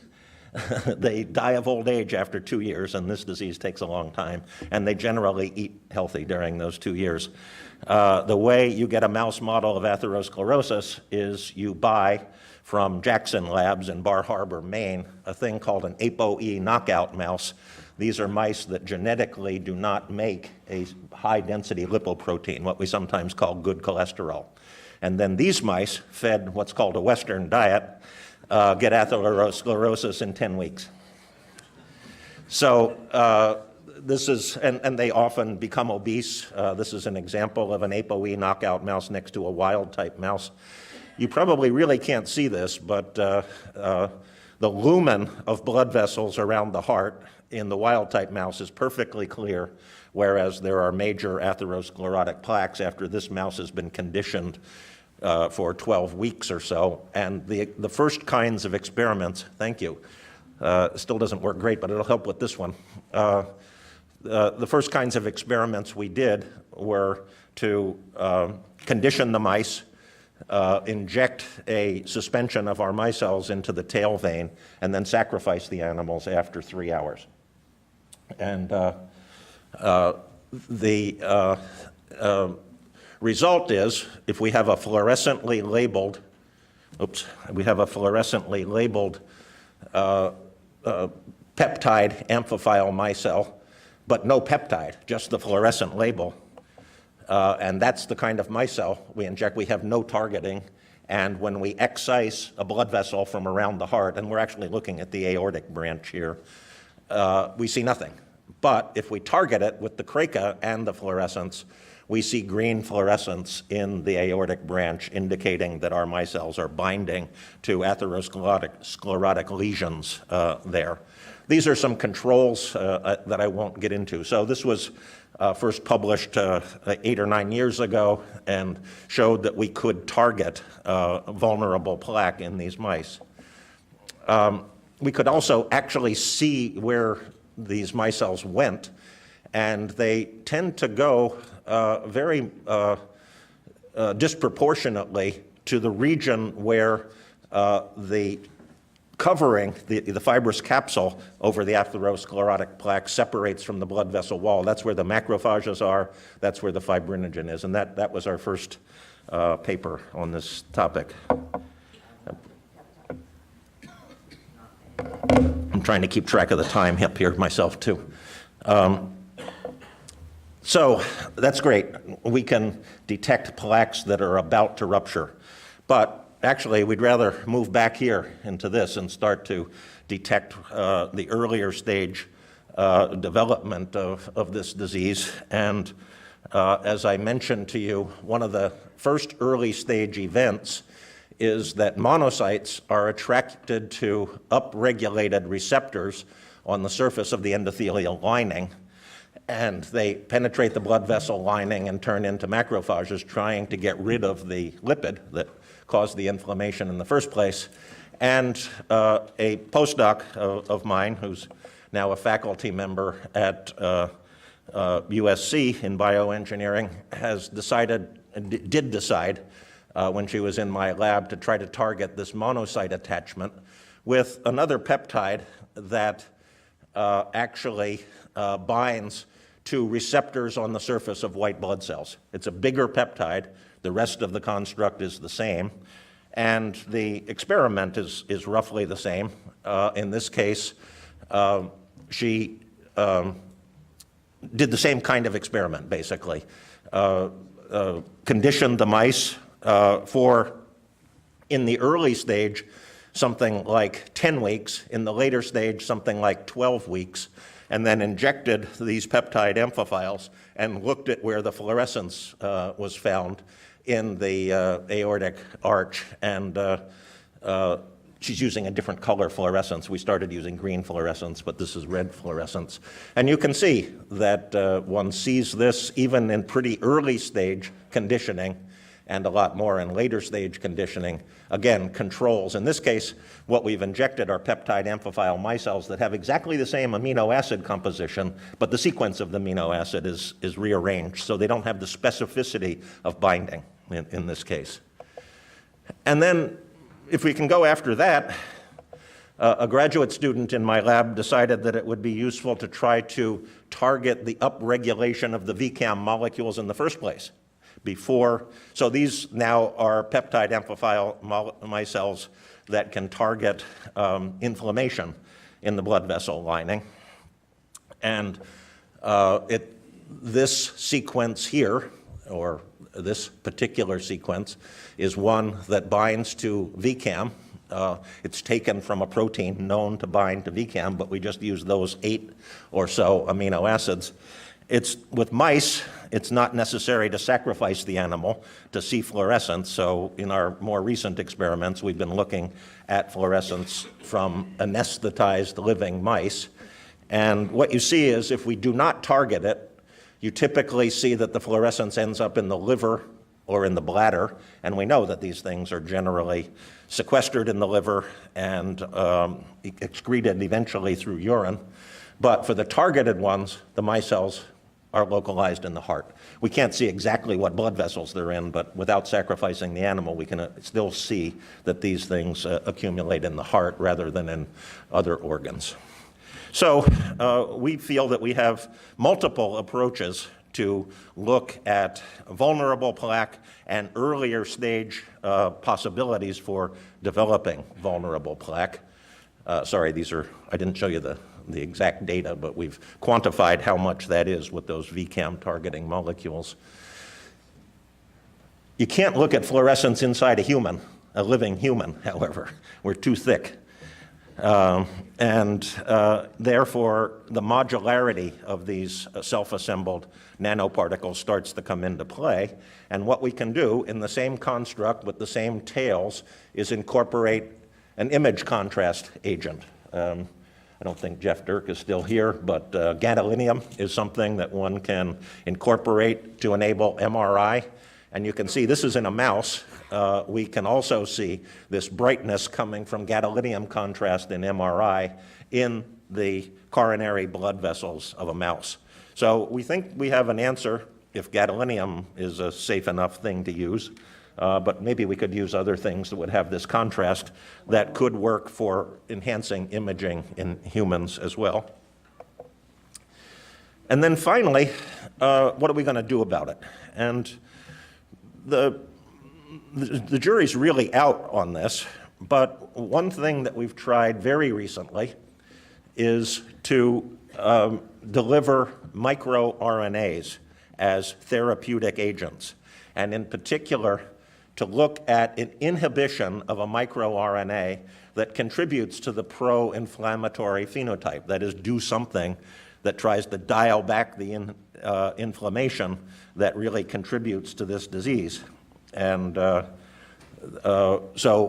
what we're doing now, instead of making these micelles with hydrophobic tails, we're making them with electrostatic tails. So we make a micelle that has a targeting peptide, and we're going to use the VCAM targeting peptide because that's an indication of inflammation, a PEG spacer, but now a polylysine, a polycationic tail instead of a hydrophobic tail. And the reason for that is that it can bind nucleic acids, which are the inhibitors for these microRNAs. So now we have a micelle that's held together by electrostatic forces, but in the inside is an inhibitor, which is an oligonucleotide sold by Dharmacon, which is designed, or at least discovered, to inhibit this pro-inflammatory microRNA. So these also make well-defined spherical micelles.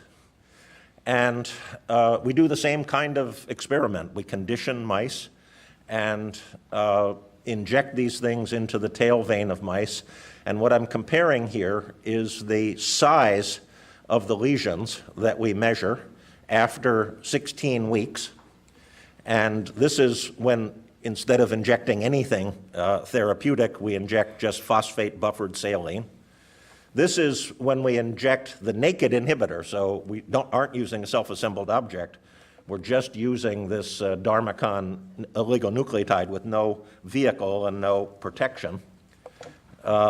This is when we use a control that is a different sequence, but the same set of amino acids, and this is what happens when we put it in the construct that we've made, where we deliver the inhibitor in the inside of a spherical micelle.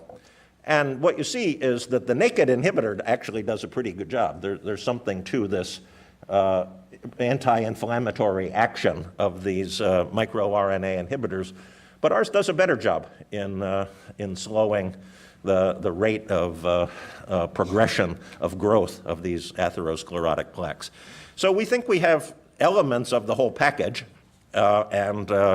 you know, we're in a position, as many people have been for cancer, to cure atherosclerosis in mice that we've given atherosclerosis to artificially.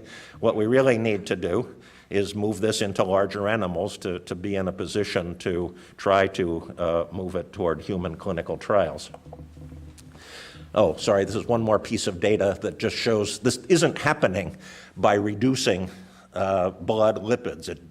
None of these things reduce the cholesterol or triglyceride level. We believe it's acting on the inflammatory response responsible for atherosclerosis. So that's pretty much what I wanted to say.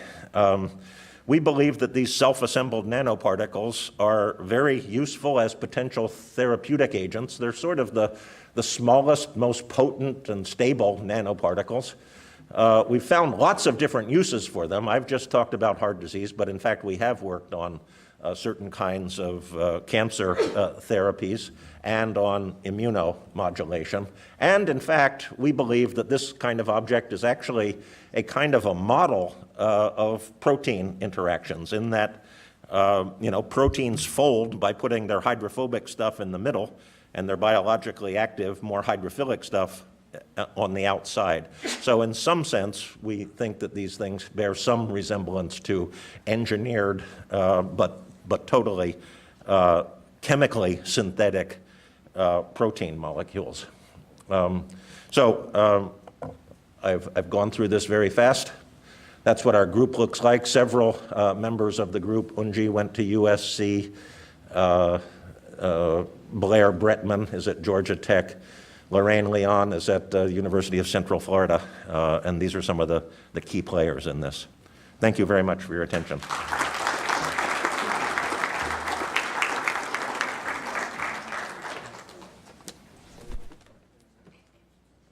Thank you, Dr. Terrell. I think we have time for one or two questions, because you did help us out. Any questions from the audience at this time? We'll have time during the panel, but if you have a, good. Do these nanoparticles also, in response to the increased share at the site of the block, load and drugs? Have you looked at shear-induced delivery of the payload? No, we really haven't, not sheer. But we believe there's other kinds of drugs that could either be put into micelles that have hydrophobic cores or hydrophilic cores. Why don't you continue on up? Thanks. Thank you very much, Professor Terrell. Thank you. Our next speaker is Dr. Ashutosh Agarwal. He is in the Biomedical Engineering Department at the College of Engineering, but he's also associated with the McDonald Foundation Biomedical Nanotechnology Institute at the university. That's Bionium. His talk is entitled Organ-on-a-Chip Platforms for Drug Discovery and Disease Modeling. Please welcome Dr. Agarwal. Thank you.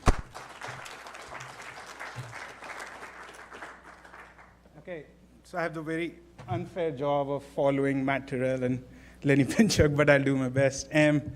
Thank you for the invitation and trust and confidence, Dean Tien and Dr. Berg.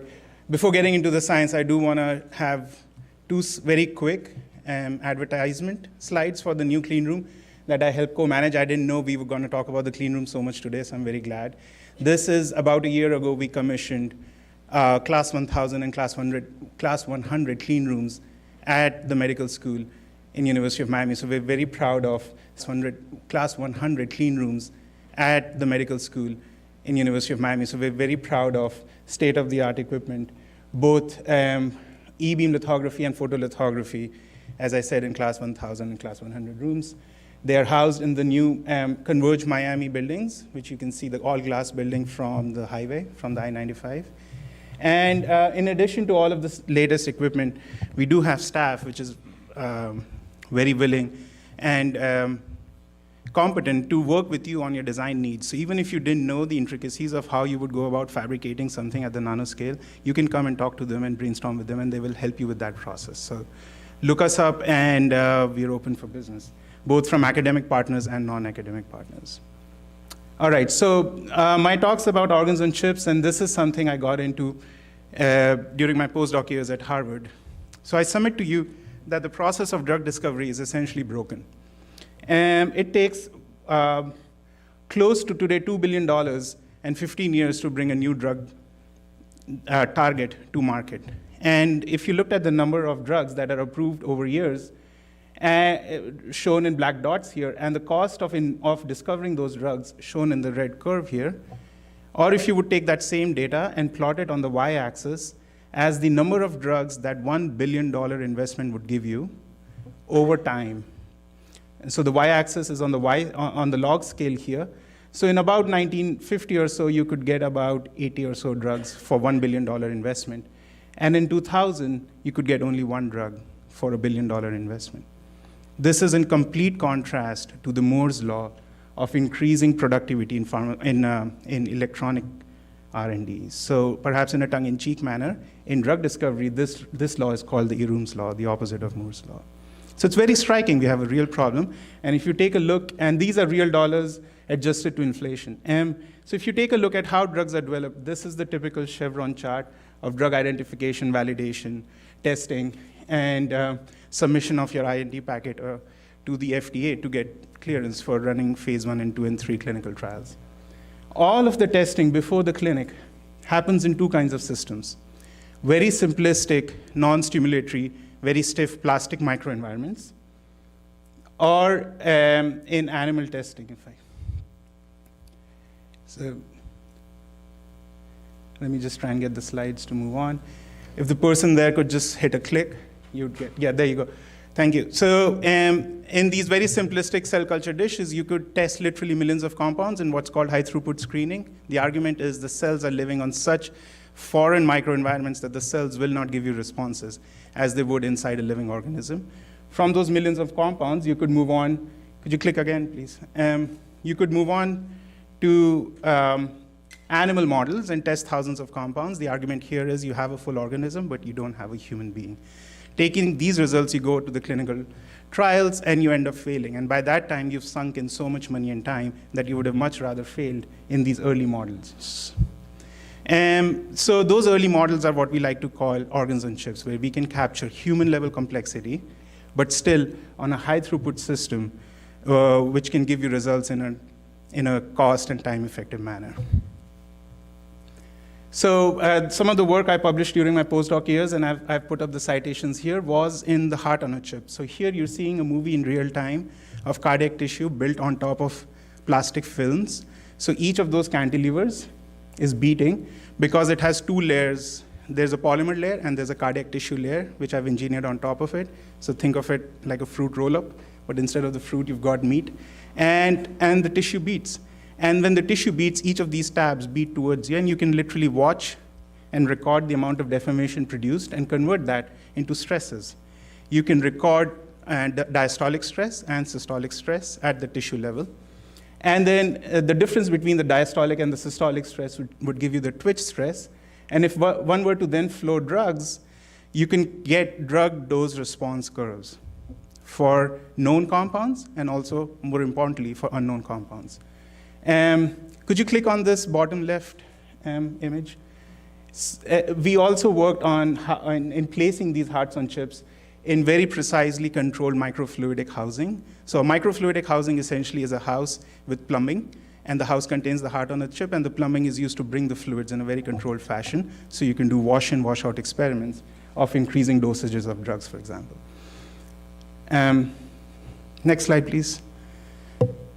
So the very last project I finished up at Harvard was in a human relevant system. We collaborated with a cardiologist at Children's Hospital in Boston who gave us access to patients who had a very rare genetic disorder called Barth syndrome. We had exactly one patient walk into Children's Hospital in Boston.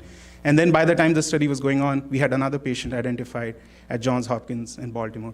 From both those patients, we got skin cells. So it's very easy to get a skin biopsy.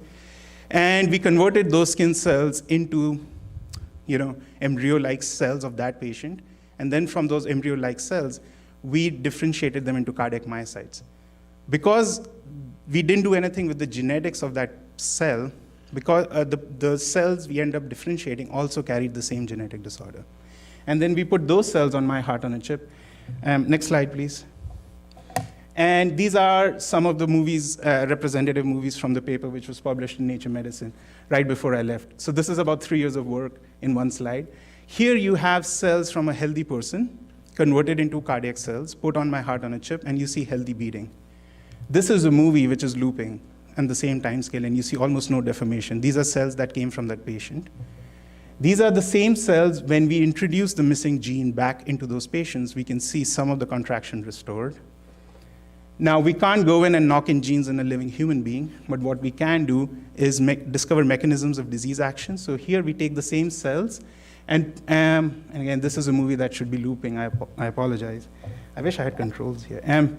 And could you click on the bottom left movie, please? And so you see some of the motion being restored due to just adding reactive oxygen scavengers or adding linoleic acid. The point is, this gave us a window into how diseases develop, and this gave us a window into some therapeutic options. And I submit to you, this is the future for drug delivery and drug discovery today. On a truly personalized basis, if you could combine the stem cell technology, so they take that patient's cells, and the organ-on-chip technology, you can start testing the effects of known and unknown drugs on a patient-by-patient basis.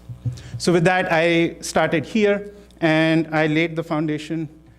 I laid the roadmap of what my lab might do. So I was, obviously, as a young assistant professor, I was I was perhaps a bit too optimistic. So I said I would design 10 different organs, and I would hook them all together. Because the real power of organs on chips is realized when you link one organ with the second organ with the third organ. Because that's how drugs work. Drugs often get metabolized by the liver, and then they hit the other organs and cause toxicity to those organs. And with that in mind, the challenges then are, in the lab, in our in vitro system, we figured out how to keep cell A, cell B, cell C happy by having media A, media B, media C. But that's not how it happens in the body. You've got a universal blood running through and perfusing all organ systems. And so the big problem when you're trying to hook up organs is, do you have a universal media to keep different organ types happy? More organs also means more engineering challenges to keep these valves and pumps and switches working, bubble-free, sterility, maintain sterility over long periods of time. So this was a big mechanical engineering challenge, purely from devices. And also in the body, there is some scaling that nature has discovered to scale a kilogram of brain with a kilogram of the heart with half a milligram of something else. And we don't yet know what those laws are. We don't know how different organs scale with respect to each other. Is it mass? Is it volume? Is it surface area? Is it the volume flow rate of the blood? Is it metabolism? And so if we don't yet know how those organs are linked, if I design my in vitro organs, I wouldn't know how to make those sizes work out in between organ. And the last challenge I thought of was, even if I do get a response from my micro-human, how do I scale that response back to what a response would be from a complete human being? How do I draw the extrapolation of my results from my dish to the results of a human being? So, this is a long roadmap, and we're trying to pick up some battles and not pick up the other ones. So over here, what we've done in my lab at Miami over the last 3.5 years is build a heart on a chip which captures not just strength of contraction, but electrophysiology. It turns out that the drugs that cause cardiac toxicity, they manifest themselves as electrophysiological in nature. They cause arrhythmias, unforeseen arrhythmias. And so what we've done is, using the same clean room facilities, created, it doesn't project very well, an array of electrodes. And these electrodes can record voltages that are put out by your heart. So this is kind of collecting like an EKG signal from the heart on a chip. And right on top of these electrodes, we've cultured cardiac cells running in one direction. So we can do things like, so I'll walk you through this graph. On the black axis on the left, we're plotting the increase in the QT interval of those cells. PQRST curves are what's recorded on your EKG. A normal PQRST wave, normal QT interval is about 330 milliseconds. You don't want those waves bumping into each other, so you don't want any elongation of those waves.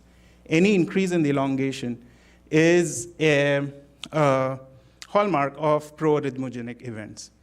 On the red axis on the right, I'm plotting the decline in the forces produced by the same muscle in response to a drug which is commonly administered in the clinic as a chemotherapeutic and is known to cause heart failure.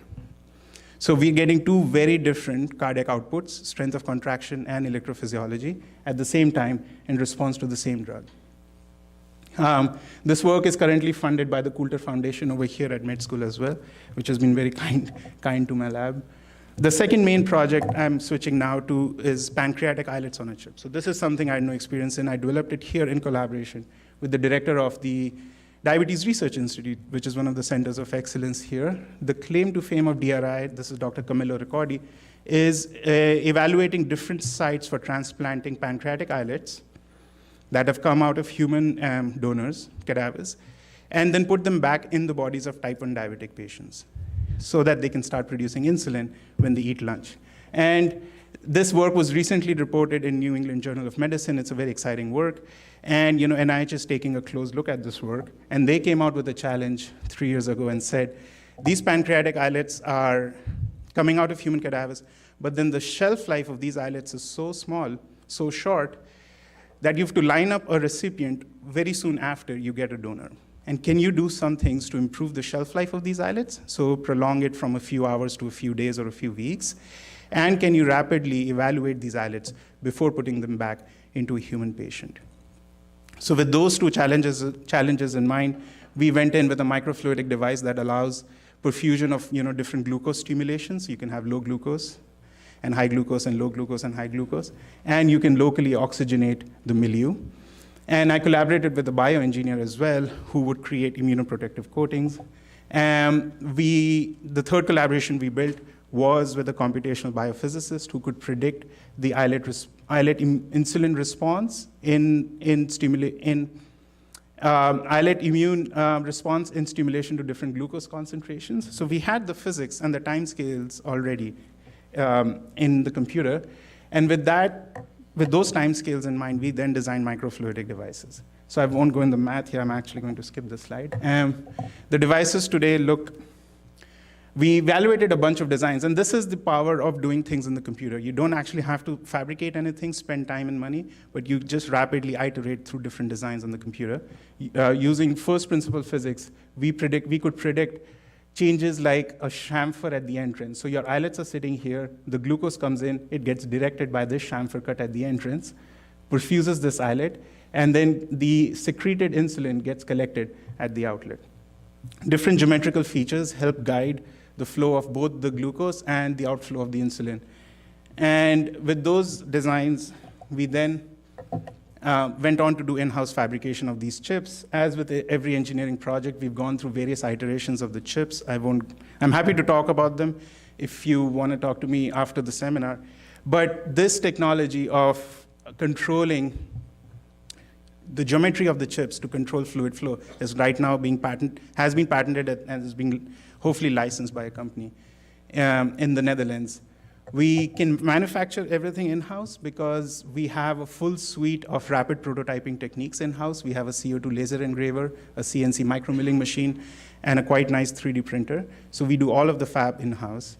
And again, this is how the chips look. The chips sit inside a clamp. It's kind of like a panini press. So you close the clamp, and it brings the two chips together and creates a fluidic seal. And again, the design features I'm happy to talk about after the seminar. Does it work? So we tested it with rat islets first, and this is the typical experiment with islets is you have them bathe in low glucose for a long period of time, and you record how much insulin they're secreting, and then you quickly switch to high glucose during this region, and then you see if the insulin goes up and then maintains a plateau phase. So this is hopefully all of the healthy pancreas, this is what they're doing. And then you switch it back to low glucose, and the secreted insulin should go down. So it works we tested with rats and mice, and also with human islets. And with human islets, we could see a decline in the health of the same islets over time from day 1 to day 3 to day 8. And this is the challenge NIH. This is what we're trying to solve right now through that grant.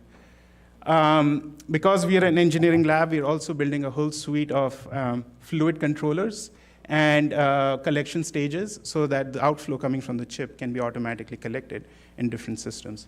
All this is hopefully also building towards a startup company.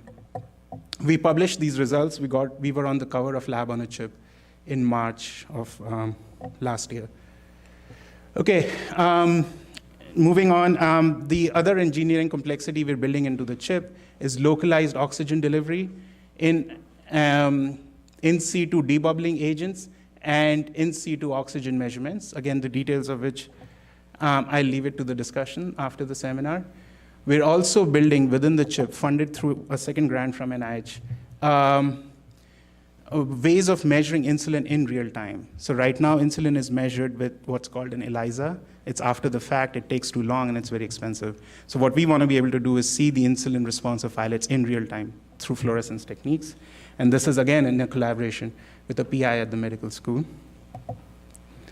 And this is the loop we try to close with all of the projects. Using the in-house capabilities to do things in a computer first, do rapid prototyping in the lab, and then rapidly test those devices and then go back.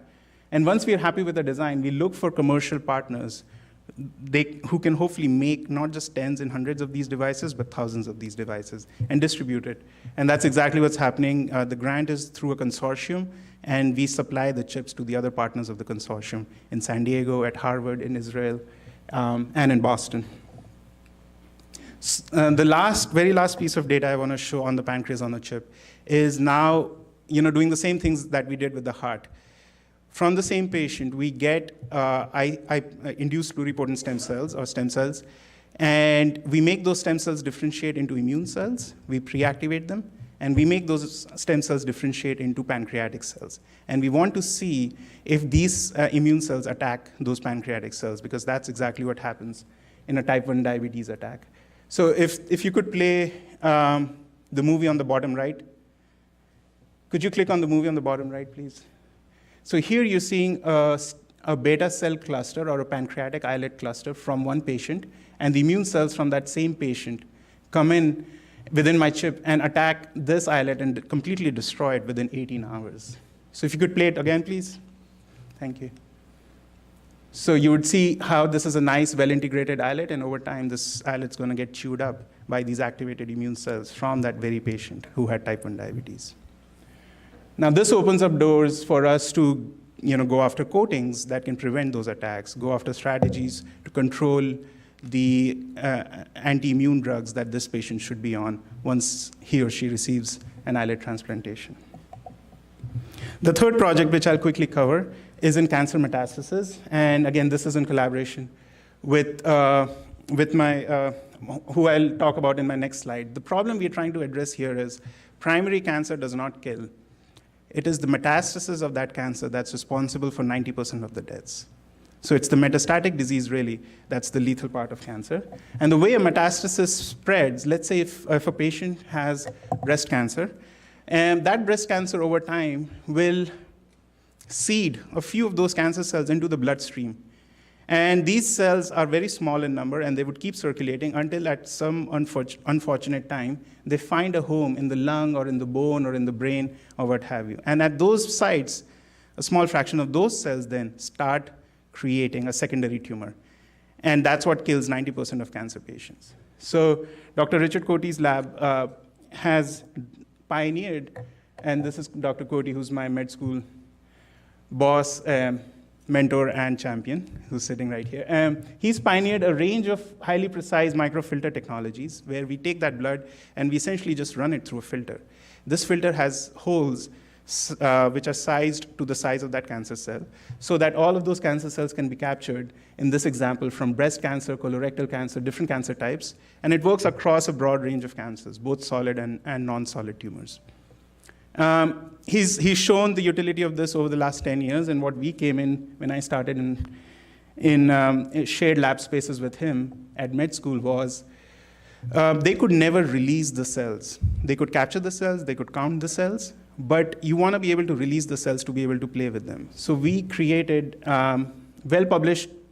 we applied well-published technologies called PIPAM. It's a specialized polymer that is hydrophilic at room temperature and becomes very hydrophobic at 37 degrees Celsius. So we ran the patient blood at room temp, and then all we did was raise the temperature to 37 Celsius, in which cells are happy anyway. And it turned out these coatings basically released the captured cells, and now we could get patient cells. And we published this also a couple of years ago now.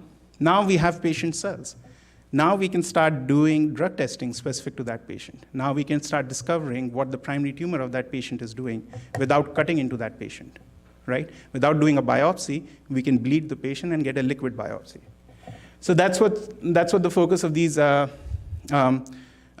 very new projects in the lab are. We are trying to get breast and prostate blood from breast and prostate cancer patients, and we're trying to grow in the lab, tissue engineer a bone niche, a bone marrow niche, because we know in biology, in our bodies, these CTCs, circulating tumor cells, will extravasate, will first start talking to your blood vessel cells, and then, extravasate to the bone and start propagating at the bone.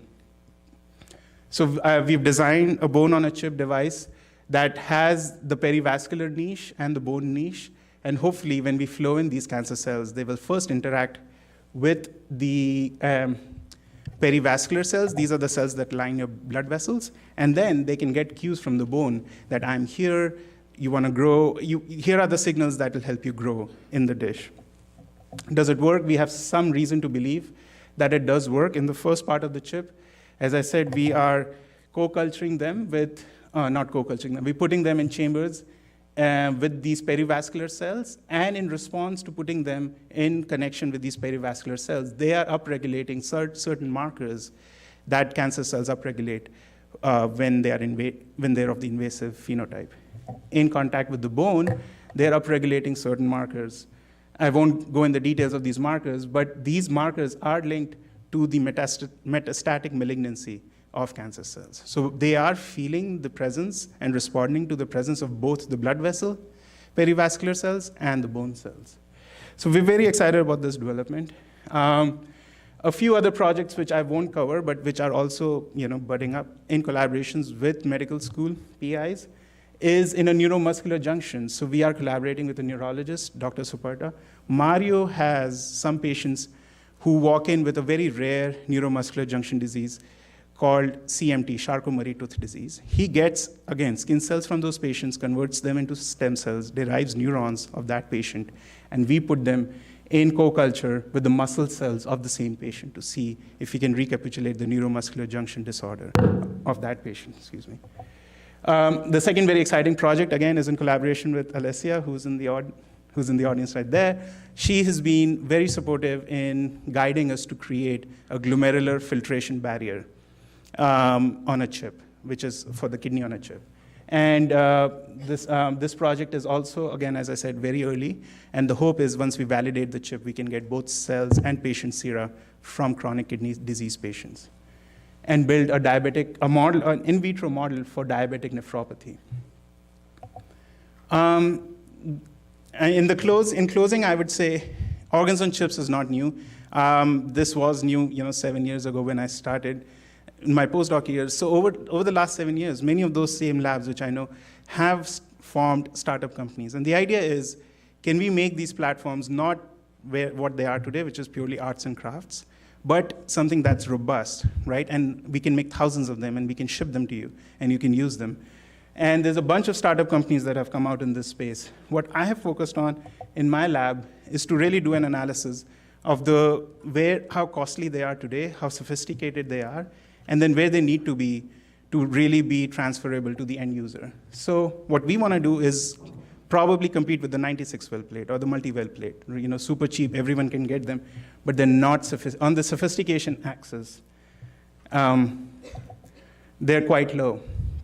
So they're very scalable. You can make millions of them. They're very cheap, but they're not sophisticated. My organs on chips right now are extremely sophisticated, but they're extremely costly.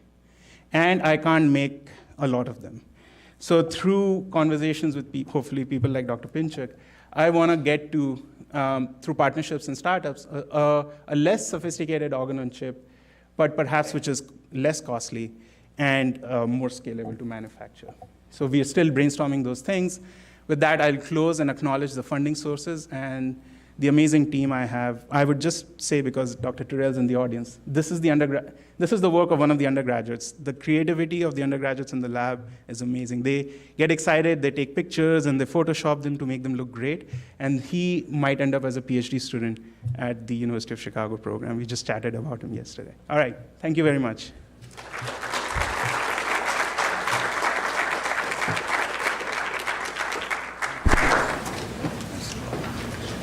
Thank you very much, Professor Agarwal. We have time for a few questions.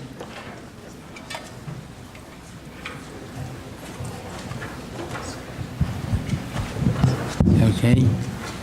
If not, let's proceed to the panel with the presenters. Please come up.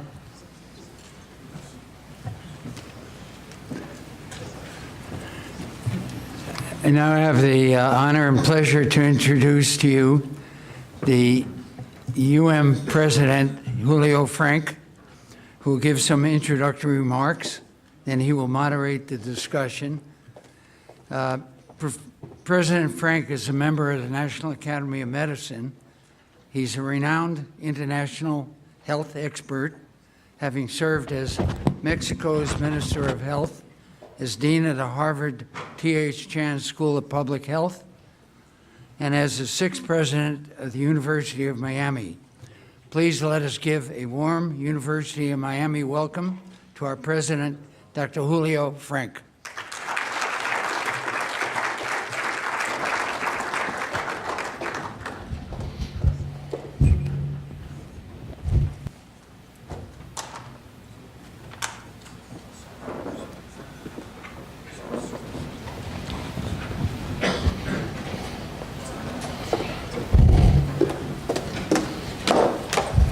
Before I join the panelists, let me just take a second to make a few introductory remarks, and then we'll start the discussion with our very distinguished panelists. I'm very happy to be here. I'm a proud member of the National Academy of Medicine, so we're representing the other academy here, and I'm really delighted to be able to join to moderate this panel with our three very distinguished speakers today.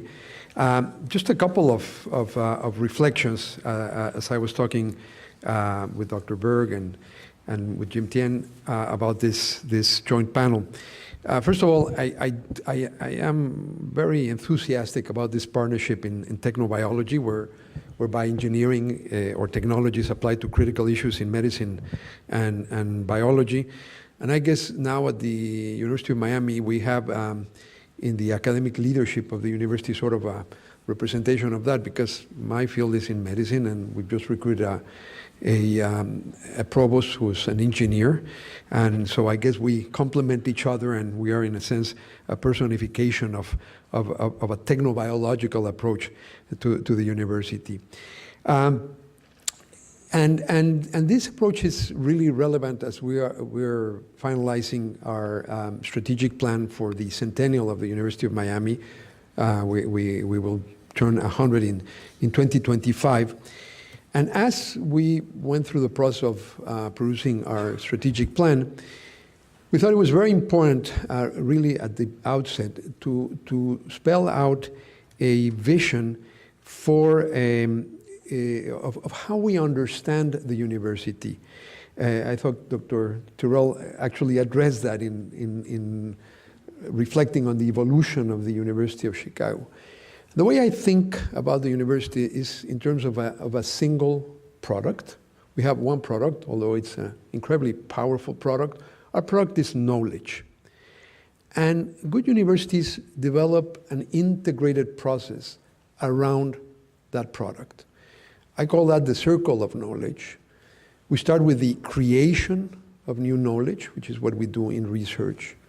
We move on to the recreation of knowledge, which is what we do with education. Good education doesn't transmit existing knowledge. It actually recreates it in the minds of the students. And then, and here's the important statement, that integrated process includes a next phase, which is the translation of knowledge. And here's where I think conceptions diverge. Many think that the role of the university ends with the creation and recreation of knowledge. I belong to a camp of thought, very well represented in US and global universities, that says that no, that's not the end of our mission, that we actually also have as a core part of the mission, not an extension or not a service element, but as a core part of the mission, the translation of knowledge. And there's two types of translation. We can translate knowledge into technologies, and we can also translate knowledge into evidence that then informs decision-making at all levels, at the level of a household, at the level of a practitioner who uses evidence to practice, or at the level of policymakers, ideally making policy on the basis of scientifically derived evidence, which is a form of translation, along with technology, which is what we have been discussing. When knowledge gets translated, then it can be utilized. And we actually are engaged in utilizing knowledge, mostly like most universities that have a comprehensive academic health system, through our delivery of services. We use that knowledge that's been translated, we deliver a service. And when you do all of that, and other forms, but that's the most visible one. And when we do that, we then transform reality, so the circle restarts again at a higher level. It's more like a spiral of knowledge. We are again into the challenge of creating new knowledge, recreating it, translating it, and utilizing for its application. I think the symposium today illustrates that idea, and in thinking about that statement about the mission of a university, then we need to take knowledge translation as seriously as we take knowledge creation and recreation.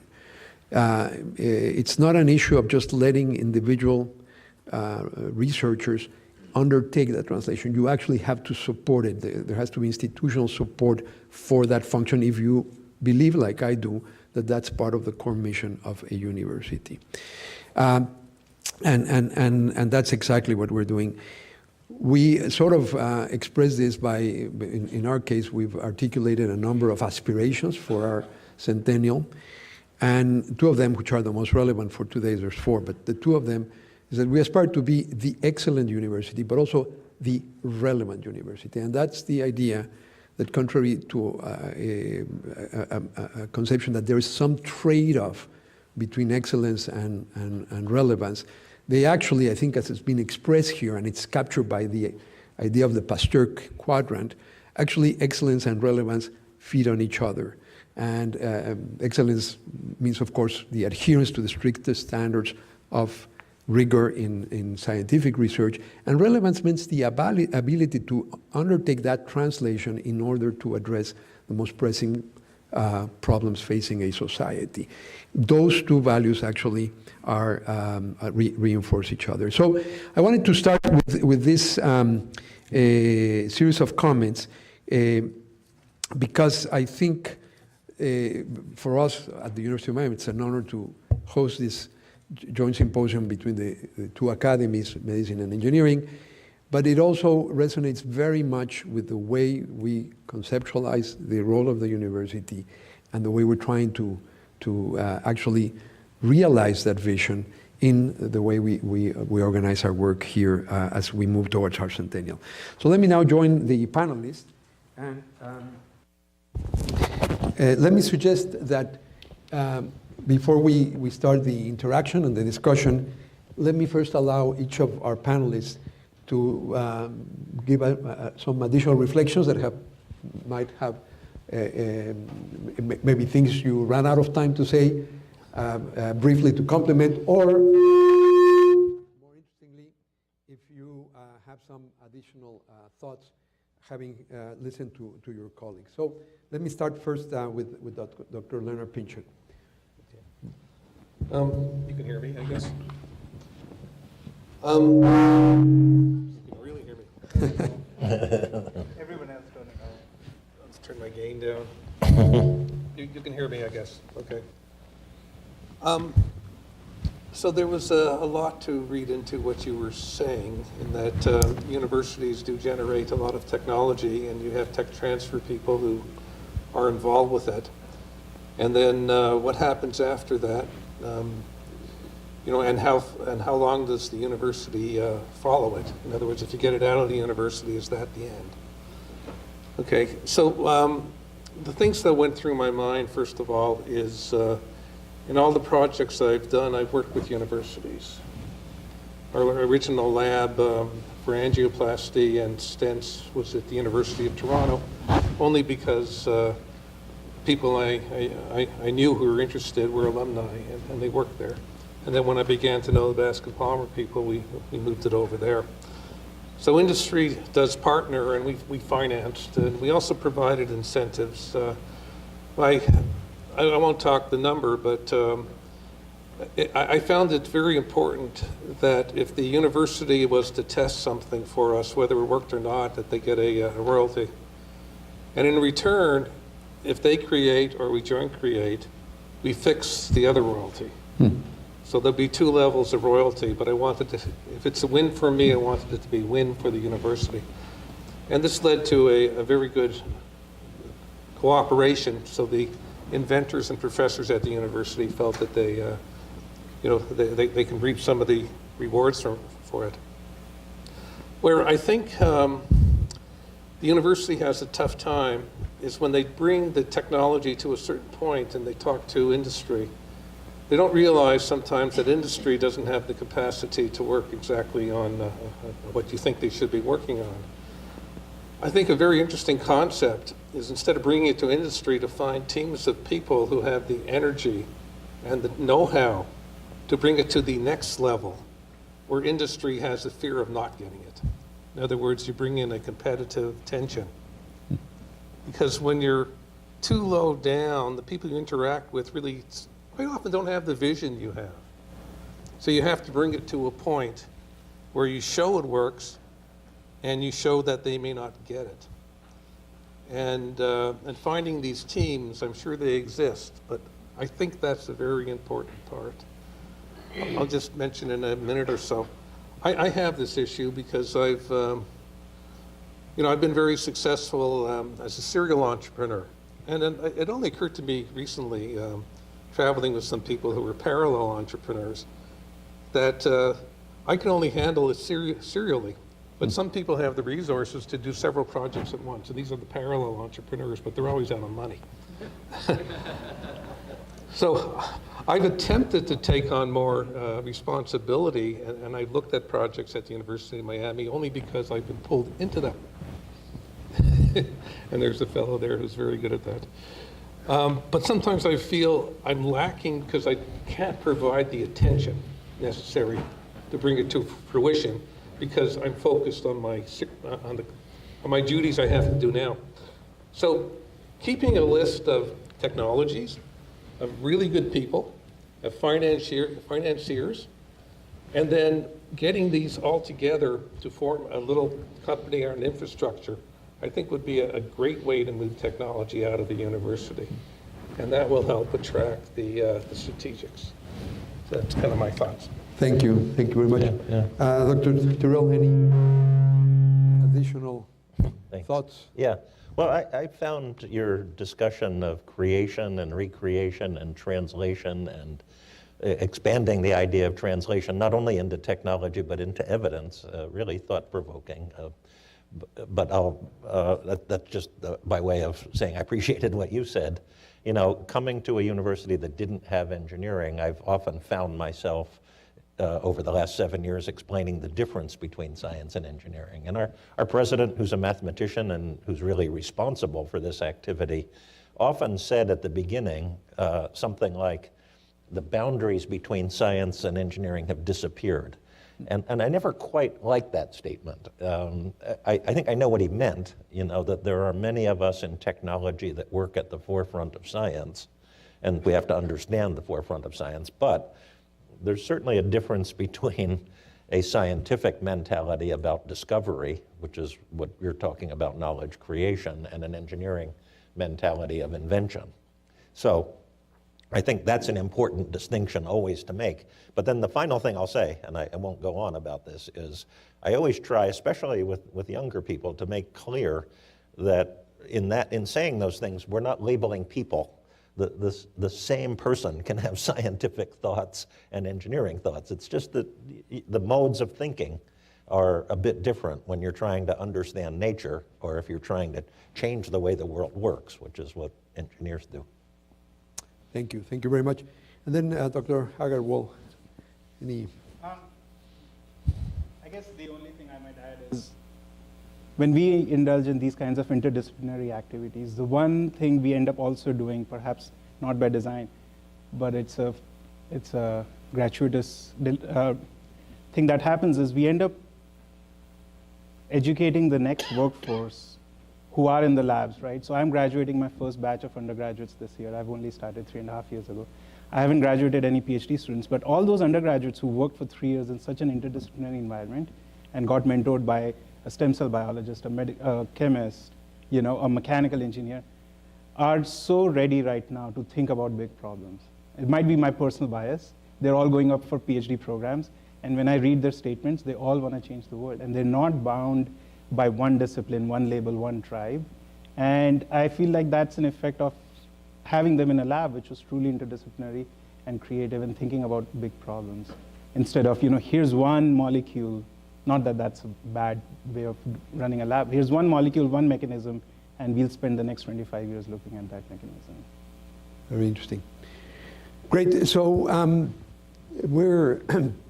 I suggest that you know, we sort of interweave in our discussion some questions that from the audience. If you want to raise any question to any or all of the members of the panel, please feel free to do so. But let me just to warm up the discussion and to allow members of the audience to think about questions. just ask you to reflect, because the three of you have touched about that in different ways about this particular issue, which is the sort of disconnect between what we need in terms of interdisciplinary research and the structures we have created. I mean, again, Dr. Terrell, because you had the opportunity to launch something new, you were able to be deliberate about that at the University of Chicago. And I thought it was fascinating to hear you say how, you deliberately created something that was designed not to be a traditional college or school of engineering, and not to be based on disciplines, but on themes, as you call them. But that's not the reality in most of our research establishment. You have the weight of structures that have been there, and trying to break out from silos to engage first inside the university environment in interdisciplinary work, as Dr.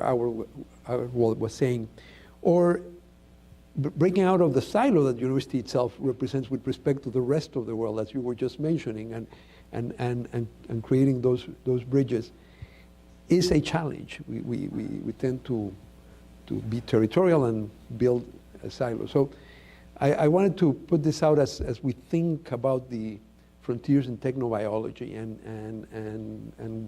the promise of what would really be much more of a problem-based interdisciplinary approach. How have you thought about this problem and in your own practices, which we have obviously been doing it, what reflections do you have about how do we bridge those silos and then focus more on problems than on disciplines or on institutional settings, like having a university here and entrepreneurs on the other side? How do we better integrate both internally across disciplines, but also as we seek partnerships with the rest of the innovation ecosystem? Well, I don't know that I have the answers, and our program is still in its infancy and experimental, so we're still playing around with how to do things the way we really want to. But I might point the finger to Ashu here, because I'm quite sure at the Wyss Institute at Harvard, one thing that they've done is made it very easy for industrial people or entrepreneurs with experience to actually be there in the lab. And not just, entrepreneurs in residence that sit in an office and somebody comes and talks to them occasionally and they tell war stories about what they did, but people that are involved in the research projects and say, okay, you have some choices here. You could go down this alley and that might be interesting scientifically, but if you pursued this lead, you'd have a lot better shot at it. That's exactly. Over to you. So. They come to group meetings every week, and they sit in on presentations, which are mostly about science, and they do exactly that. They identify the bifurcation points in a research program, and they say, if you go down this path, you'll get a Nature or Science paper, and it'll die. Nothing productive will come out of it. And if you go down this path, you have to think about the translatability or the manufacturability of the system. I don't know that I'd throw Nature and Science papers under the bus like that, totally, but I hear what you mean. Yeah, so. So that's one thing. I mean, creating intimate contact between people who really have experience in creating technology and people who aspire to create technology is a good mechanism, I think. Any thoughts? A comment, because I spent my entire career in industry, not in academia, so we kind of hit the problem a little bit later. But I was I think I'm the first biomedical student in the state of Florida. I know they tell me I'm the first in the University of Miami, but there were no other programs, so I'm probably the first in the state of Florida. And when you go through the biomedical engineering curriculum, it's multidisciplinary. It's a multidisciplinary curriculum, and you learn a lot. And I found maybe halfway through my career telling myself, I should have paid more attention in that class. But I've also used just about everything I've ever learned. And then later, when you have a little bit of money, you begin to hire the consultants who are really experts in that. So, you know, I'm visiting with a group at UMiami in statistics because it's just beyond my, it's more than just average and standard deviation. So, you know, I know my limits. Again, working with Baskin Palmer, they have just specialists in different areas that, you know, I never got to know that. So you learn how to reach out. You get the general interdisciplinary knowledge from your curriculum, but you have to know to reach out to people who are really experts in specific areas. And that's what happens later. Very interesting. Any questions or additions to this discussion from any member of the audience? Please.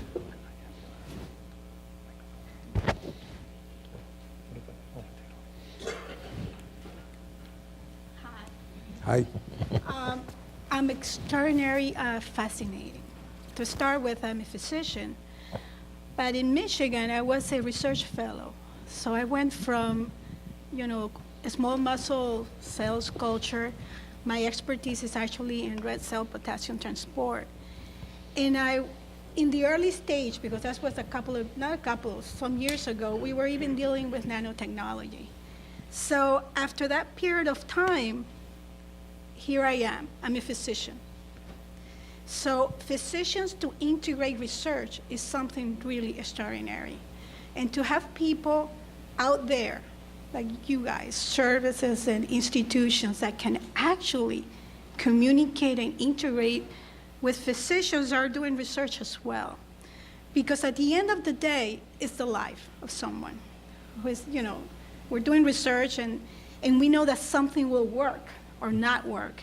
But at the end of the day, somebody who's going to die or somebody who is going to survive. I'm absolutely at awe that we can do this here at Miami. I brought my children, they are teenagers, and I want them to understand what it is to be at the university of high caliber. And also, there are not many girls, but girls need to understand that girls do research. And they can be leaders, and they can do clinical and basic research. And there's not, in terms of what you guys are doing, there's not an absolute contraindication between clinical research and biotechnology. It's actually, there is a point where we all can meet and do something for the population in general. But now I need a question for you. When you do your chips, and I would love to be able to meet and talk, my major interest in is protein and the red blood cell proteomics and transport. When you do your chips and you're testing the different organs, I guess, were you able to put blood in there? Can you put blood? Can you study the interaction between red cells and these models that you have in chips? In the context of a particular disease? Well, and this is what's fascinating about the human being. I mean, the red cell itself is like an endothelium cell, only that it doesn't have nucleus. Right. So it interacts with the endothelium the same way the endothelium interacts with any other cell.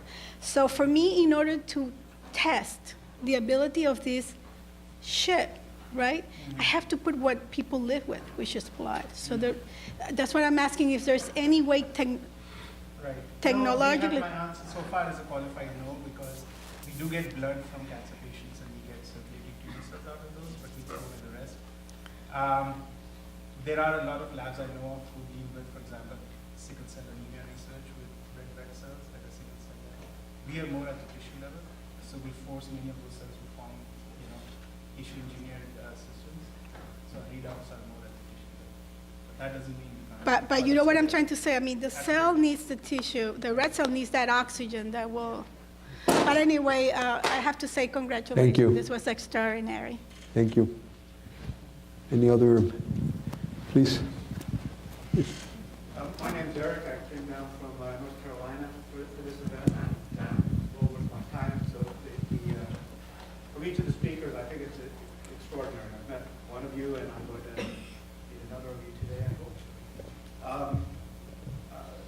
Two thoughts and then a question. One is clearly the role of the university has to be evolving from basic science knowledge creation to translation, because industry is moving further downstream. That is they're not investing in research. Also, I came first out of telecom in my first career, lost Bell Labs, for example. And so I see this gap kind of increasing between the traditional role of academia and what the universities have been doing in knowledge creation. So I find it just extraordinary to watch and extraordinary to participate in. And I've had a debate with another colleague of mine about the difficulty of translating. A colleague of mine's view is if it's good, if it's a good idea, it first gets to, let's say, nature and science. If it's really good, somebody's going to pick it up and it will find its way through. So my real question is, do you believe that, or do you believe that good ideas in the university language because we don't have the right tools? Those were the structures you were talking about. Right. But go ahead and I'll add some. And I'm sorry if I'm a little bit redundant, but I've been in industry and I've been on committees where you look at technology. And sometimes it's easier to say no, because if you say yes, you have to put a lot of things in action. And then if you say, and if it's a technology that's not ripe yet, it has to go through your R&D department. And they're usually working on other things. If you reach a point where you don't have to do R&D, you can use what's called the M&A money, merger and acquisition money, which is a whole different fund that doesn't show up on your P&L. But if you can use M&A money, it means you're not going to be doing more research. It's ripe for production. You see, if it shows up on your P&L, then your profits are less, and the CEO doesn't get his bonus. Right? So we've got to come out of M&A, so you have to be at a point where it's ripe. And that's why I said before, if you can find somebody to bridge between the professor and when it's ripe, and to bring it up to a point where there's very little, you never use the term R if you want to get M&A money, you have to use the term development, D. You have to bring it to that point where there's very little work by industry to move it forward. Let me then just ask, so the problem then that you're suggesting is there's not, or how other people might define the problem is there's just not enough capital to move ideas from the lab to that point of M&A. So there's a lot of capital in Silicon Valley, there's a lot of capital involved. So I restated the question. Do you think there's enough capital and just a lack of good ideas, enough capital and a lack of, let's say, partnerships to actually execute on ideas, or not enough capital? Well, also the problem is finding who has the capital. There's something like $3 trillion that people want to invest, but how do you reach those people? So sometimes you look at people who have accomplished a successful exit, and they usually have investors. If you can find those people, they're willing to go into private placements, to raise the money if it makes sense. It's a little bit more difficult to find. Venture capital early stage is very hard to find. I don't think we had any venture capitalists in any of my companies in the last 10 to 15 years. We relied on angels to some extent, and then industry came in very quickly. So it's difficult. There's no easy solution to that, of how you find that original, money. But publishing, being recognized, helps a lot because people begin to know who you are. And it just takes time. I'm sorry, I can't provide a panacea answer for that. But if you, looking at it from the university perspective, I think, in my conception, if we agree with the premise that knowledge translation is a core part of the mission, it's a core dimension of the mission of a university, then you need to create the institutional structures to actually make sure that it happens. And just like, we support, we attract talent, but then we create structures in universities to support the knowledge creation, the research mission, and we support the recreation, the educational part of our mission. And if we don't want our job to be done when you publish, although we do value publishing, right? I mean, that is important. It creates, but we think that we need to take this to the next step. The universities need to develop the structures to make sure that that knowledge translation actually happens. It cannot be, we have sometimes incredibly talented researchers who take it upon themselves and who have the imagination and the creativity to actually go out and develop startups and raise money and be incredibly successful also as entrepreneurs. But that's not the generality. I think the university needs to create those structures. That's what we're trying to do here, and that's what many universities are doing. But we're still faced with there is a camp that will say that that is not our job. Our job ends, our commitment to society ends when we publish the results of our discoveries, and then it's up to other social actors to take that up and translate it. I am saying that we should also be involved you mentioned when do we sort of transfer literally? That is a valid question. What are those frontiers? And that was what I was asking the previous question on not siloing the university itself, but actually have a much more open interface with then partners that can take the next steps. But that has to be part of the institutional makeup. And the question is, are we organized like that? And I think you were sort of suggesting that University of Chicago went through some rethinking. No, definite, serious rethinking. That's right. But back to what you were saying are things languishing? I think some things are, and they are for the lack of some of the things that President Franks is talking about.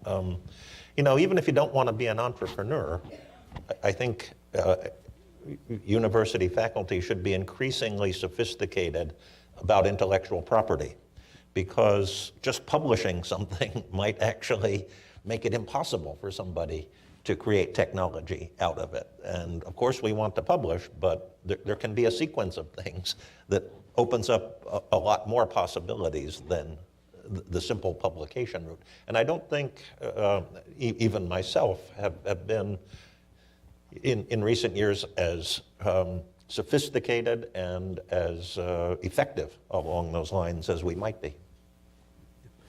Let me make just one last comment, and I'm probably going to embarrass somebody in the audience here. When I was, 32, I started my first company, and the chairman of biomedical was Dr. Peter Tarjan, and he put in a chunk of money, and the dean of engineering put in a chunk of money. And I'll quote what you said. He said, with Pinchuk's brains and Norm Weldon's greed, something's going to come out of this. And it did. And then they put it in again and again. And there's other people in here who I won't mention who put in hundreds of thousands of dollars. And there's one person here who put in over $1 million. So when you do the first and you get the money back, then they'll believe in you. So you got to get people to believe in you. And maybe you can get that seed growing. And by the way, I would just add for the need to reinforce this need for some sort of symbiosis. As funding for basic research becomes much constrained as it is through a combination of fiscal crises that are about to become even worse, and skepticism in some quarters about the value of science, I think universities actually need to engage in knowledge translation, particularly on the technological front, to identify new sources of funding to keep the basic science engine running. You cannot translate knowledge if you don't create it. So keeping that funding for that machine, which starts with fundamental basic science, which is the whole idea of the Pasteur quadrant, is also another very pragmatic reason to to actually engage in this, even if you have an ivory tower sort of conception of the university, just a very pragmatic term, as the fundamental compact between the federal government and universities that was established after World War II is eroded, and we see an erosion of federal support for basic science. I think we need to be creative in other sources of support. Anyway. I'm pretty loud. Just Len's done a great job of promoting our environmental engineering here at Bascom Palmer. But just not just plans or anything, but Eric is actually here to give a talk about medical engineering school on Wednesday. By visit. He's actually an entrepreneur with a startup that was at Duke. That started out from Duke, spun off with a company, purchased, became the CEO. He's now here presenting capital, giving a talk Wednesday, 5 p.m. at the MacArthur on his experiences for medical startup. And this is Len's versus That's good. him in person versus on email connection. Okay. Awesome. Can I just add something which would I would segue from your comment about the sophistication of the people and knowing what IP is, knowing who the customer might be, how big that segment is, and how to get there. So it's incumbent on the PIs to be more aware about this.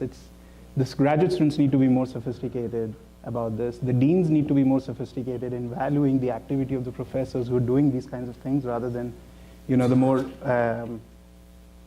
mundane academic work.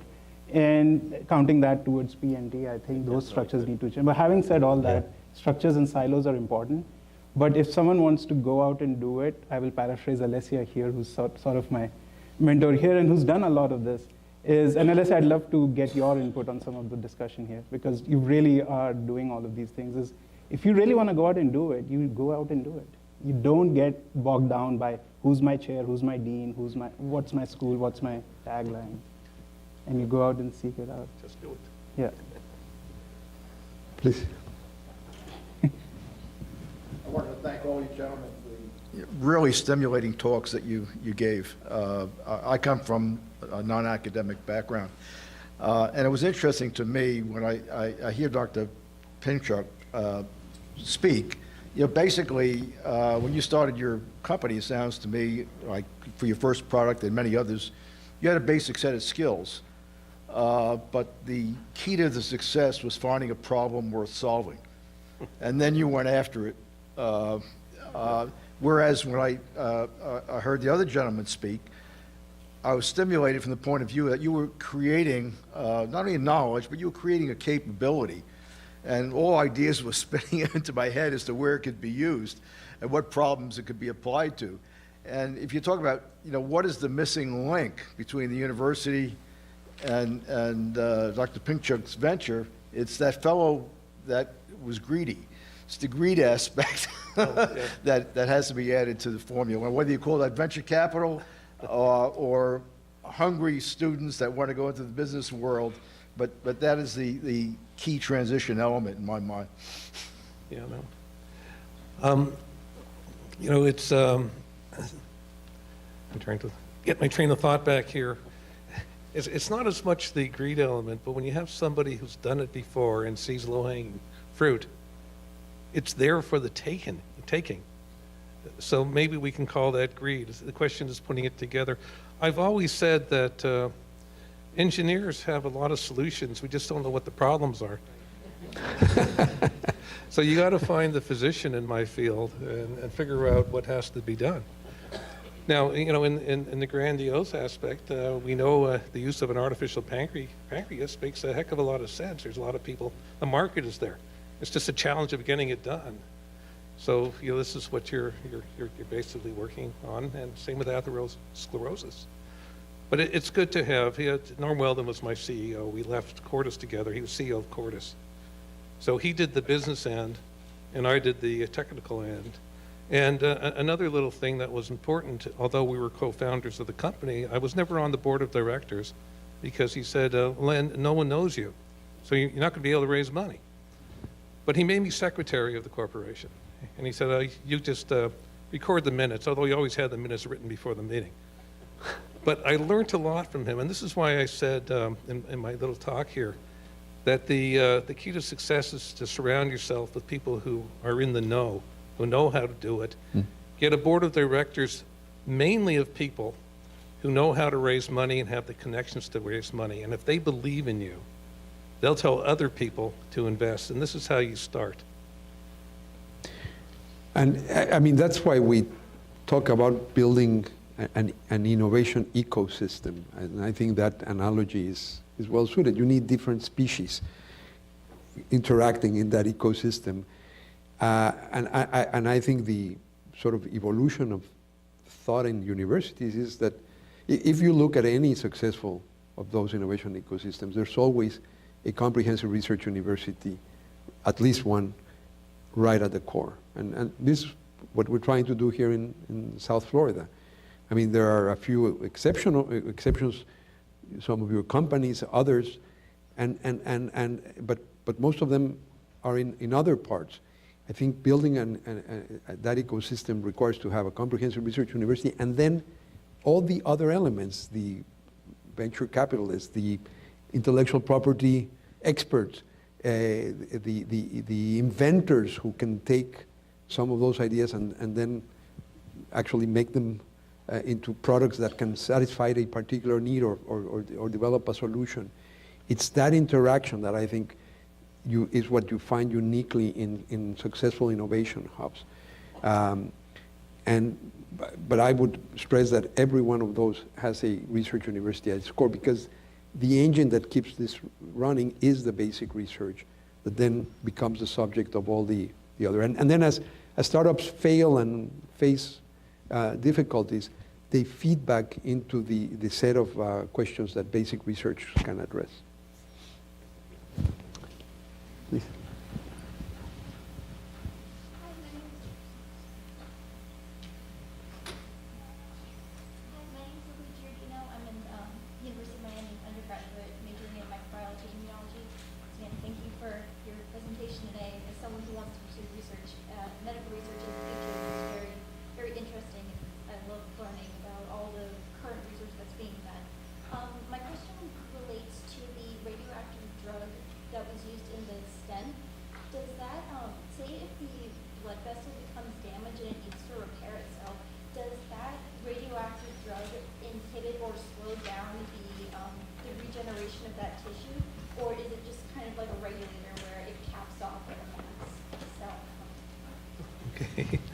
That's a very good question from a microbiologist. I'm an engineer. You know, one of the things that I had difficulty with was the fact that you don't kill cells when you use radiation. If you kill cells, you have necrosis. So you do have a disintegration of the tissue. So you really have to stop the reproduction, but keep them happy, but don't let them reproduce. And this is what stopped the restenosis. But you're right. You're right. If you don't have that defense mechanism there, and it is traumatized and something is happening, I don't think it's the proper solution. Fortunately, and the same with the chemo drug, by the way, the drug-eluting stents. You're turning off the repair mechanism to some extent. So I wouldn't say you're as strong and immune as you used to be, but perhaps Dr. Terrell will. Maybe you can add something to that. No, I think I can. I can't add anything to the radiation part of it. I'm sorry. So. Yeah. So you're right. And while we're at it, I think my macrophages were a lot cuter than yours. They were. Okay. Thank you. I speak very loud, so I think it will be okay. Thanks, everybody, for having us here today. I come from the medical campus. I'm a physician, just like my colleague said.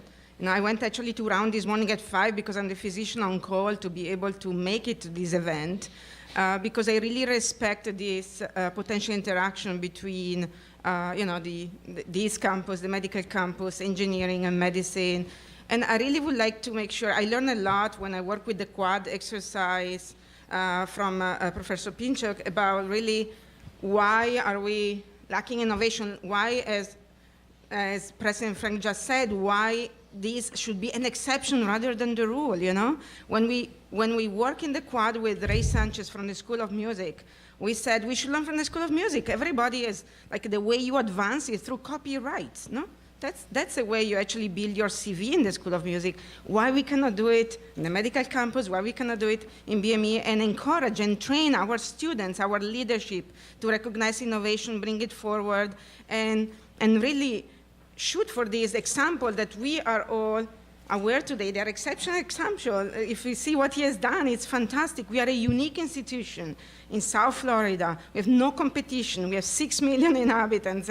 This was an observation that I steal from one of the person interviewing for the Frost School of Chemistry, and we are failing to actually build new companies and be present in the community and work with the community to build stronger companies. And I really would like to have your commenting on that, your take into this. Thank you. And just to explain to our visitors, you're referring to the quads.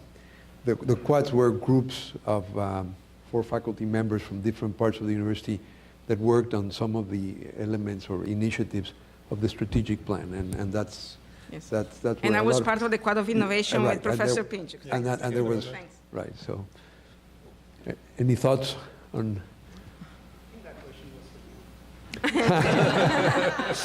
We don't even have in our template CV the patents and the companies, you know. I'm CSO to start a company, but nobody cares in my academic role. Although I'm a division chief, I do my job. I have NIH funding, I do my job. I'm a physician, I do my job. I'm a mother, I do my job. But nobody cares about my patent or my companies. Right. No, and that's exactly what needs to change. And, you know, one of the key initiatives in our strategic plan, which is the part you worked on, called the Hemispheric Innovation Hub, is the idea of really developing South Florida as a major hub of innovation, like you have in Silicon Valley or in the Cambridge-Boston corridor and other parts of the United States. And as I was saying before, every one of those successful hubs has a comprehensive research university, and that's the role we have to play. You know, as you know, there's a number of pieces of that. The Launchpad as an educational tool for students and alums to learn more about innovation and entrepreneurship. You know, you spoke about the Converge Miami, a partnership with the Cambridge Innovation Center to actually create this ecosystem with the incubators and accelerators and venture capitalists. It requires building that infrastructure. It very much colored our recruitment of a new provost who's sitting just behind you. We wanted actually a provost who not only understood the upstream excellence in research, which we need in research and in education, but also understood the practice of innovation. And, you know, Provost Dirk actually holds about 40 patents himself. And that was a very strong signal about our intention to move in that direction. So in addition to the individual talents like yours, that's my whole point. We in this university, and I would argue in any university that wants to be successful, need to build these structures that actually will support that work. Now that means a lot of cultural change as well. It means changing the way we reward and recognize the work of our faculty members, the rules for promotion, criteria for hiring and promoting faculty. It's a major shift, but we are full of examples of universities that are able to combine excellence and relevance, and have done that successfully. That's what we're all about in trying to develop that part of the strategic plan. Thank you. I hope the culture will build faster than the infrastructure, because it's all about the culture, really. Right. Yeah, just to add 2 things, because I've said this over and over again, and Dr. Agrawal mentioned that sometimes you just gotta use that Nike saying, just do it. But it's hard to when you're raising kids, you have a practice and all that. So there's a time in life where you free up a little, where you can do things like that. But somebody has to be the champion, and it's almost a full-time job. I have to do that. Other comments or? So sorry, actually, maybe picking on Francisco de Caso, I'm associate scientist over at the College of Engineering and Civil. We're mostly civil all the time, but picking on the question that was before, if you think about it, education, so kind of looking at the education on the fundamentals, right? We're a university after all. It's the only process or product or service that has evolved small in the last 150 years of modern education, right? University, you go for 4 years, what you learn on year 1, not very useful by the end of your graduation. And today there's many ways of learning through MOOCs and online, and MIT provides you everything that you need for free online, right? So all the knowledge that we need is out there. So the question is, given that we haven't innovated the way that we deliver this sort of, becoming innovators and all those sort of things, what risks do we face as a university, as a research university, and what should we be doing with industry partners, with junior faculty and with senior faculty that we're not doing, so we can leverage on all these wonderful opportunities that we have, but we're missing? So, risks. Thank you. Well, you do touch on, I mean, we've been talking about innovation stemming from research, but education itself is a field that's experiencing very rapid innovation. In fact, for whatever reason, education was one of the very few fields that did not experience a technological revolution in the 20th century. I mean, compared to medicine or to transport or almost every other field. We basically have been operating with the original innovation of the Gutenberg printing press. I mean, because even PowerPoint is just another way of displaying printed words. And that innovation, that technological revolution is happening now. So another aspect of this and why the Circle of Knowledge is truly an integrated process is innovation around education itself, which, by the way, can also lead to startups and all kinds of the way we deliver innovation and technologies in the way we deliver education. But also, if you build, that's one aspect of the connection. But the other aspect is if you create this innovation ecosystem, you also provide educational opportunities for students. Because the one thing we know now is the classical paradigm that you first learn theory and then you apply it in practice is not the way humans learn. And you just said, I mean, you learn something on year 1. By the time you graduate and you need actually to be applying that original knowledge is probably obsolete. Humans learn much more through immersive processes that then and it's our role to then create an educational environment where they can process and elaborate that into concepts and theories. And it's a two-way dialogue rather than this unidirectional paradigm of learning the theory and then applying it.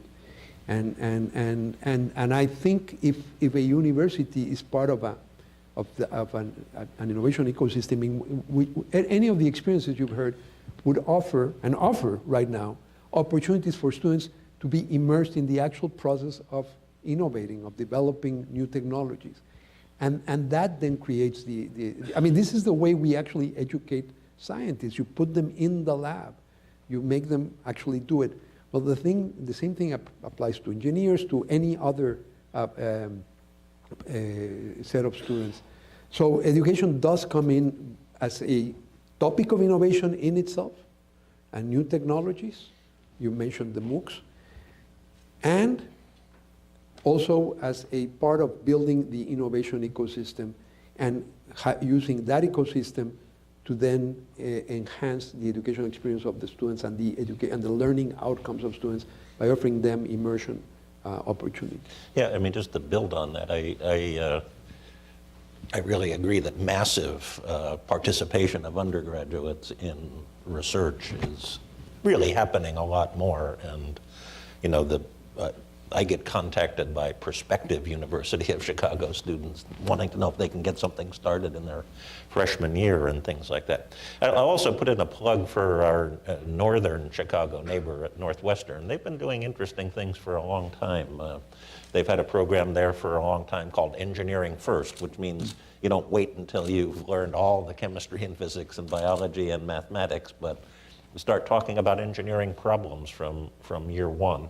And our friend Julio Otino won the Gordon Prize last year for thinking about whole brain engineering, which really brings other elements of creativity into thinking about engineering education. So I think there are innovations. There certainly are risks too, though. I'm not trying to diminish that.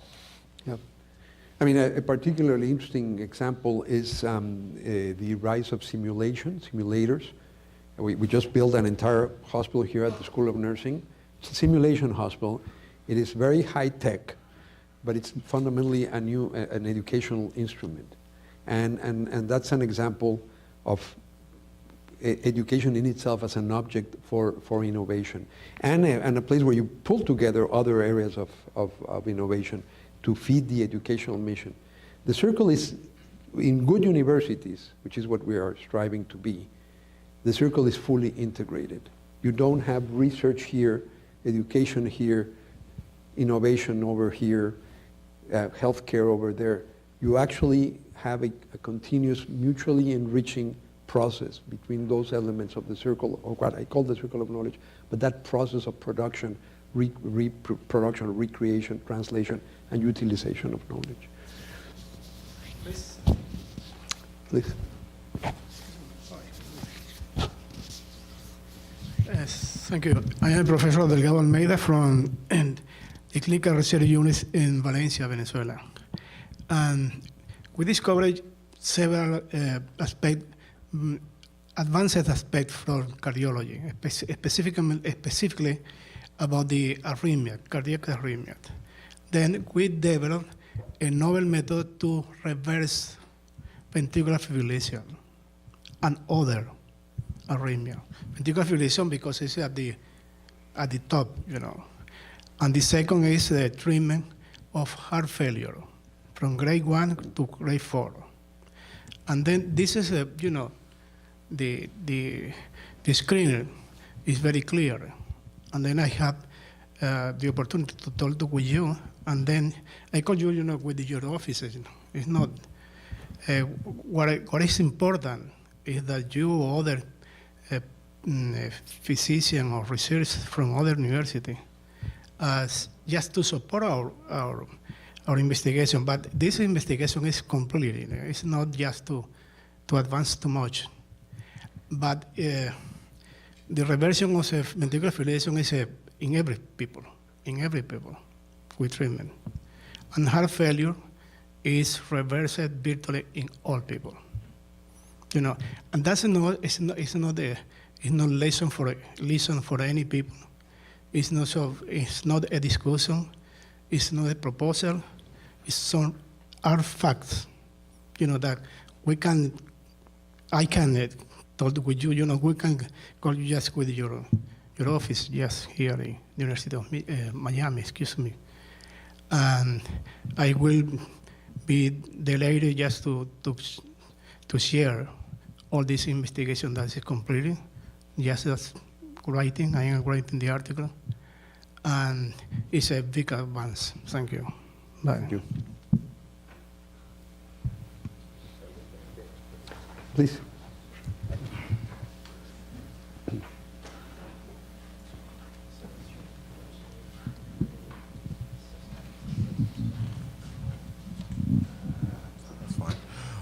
What do you think are the biggest legal barriers to your research? Is that a question to the three panelists? Any if legal? There are any, I'm assuming. Yep. Experimenting in humans without FDA approval. Small problem. I mean, the regulatory environment is a challenging one, and lots of things die along that path. Well,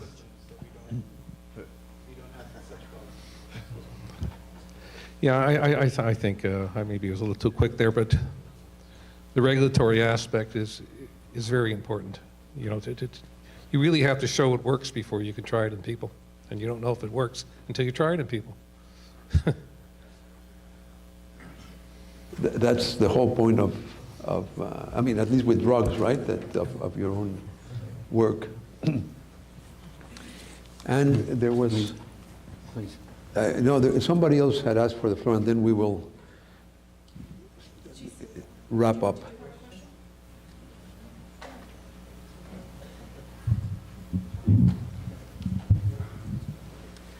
Hi, my name is Alyssa Bostavanos. I'm a neuroscience major here, and I'm a senior. I'm actually here with one of my best friends, who's a mechanical engineering major, and I brought him because I found out about this conference, and I said, wow, this is a great thing. I don't think I'm gonna understand half of it. You're gonna not understand half of it. Why don't we come together and figure this out? But essentially, what we were talking about up there is this culture that you guys are trying to create with faculty and how you're trying to bridge, I guess, engineering and medicine and bring it all together and think differently in each way. And how do you get students like us to think in both ways? And we just want to know, how are we going to produce a culture of students that are going to become the future one day, who are going to think like people like you?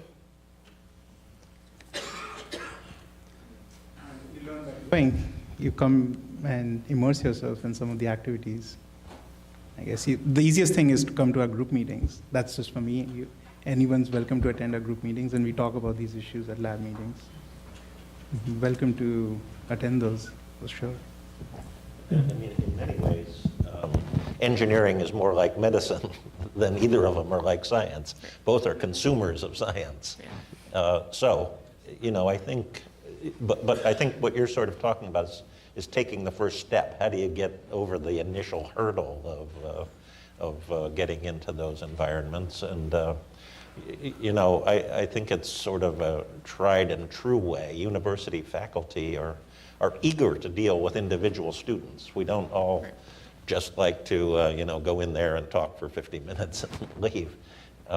So, you know, I think I would suggest that every student really try to use the university that she or he is in for their own purposes, and not necessarily in standard ways. The faculty is there really to serve you. So I think it's important to do a research project so you can get your name out on publications. It also kind of tells you what you're really going to have to do in real life if you work somewhere.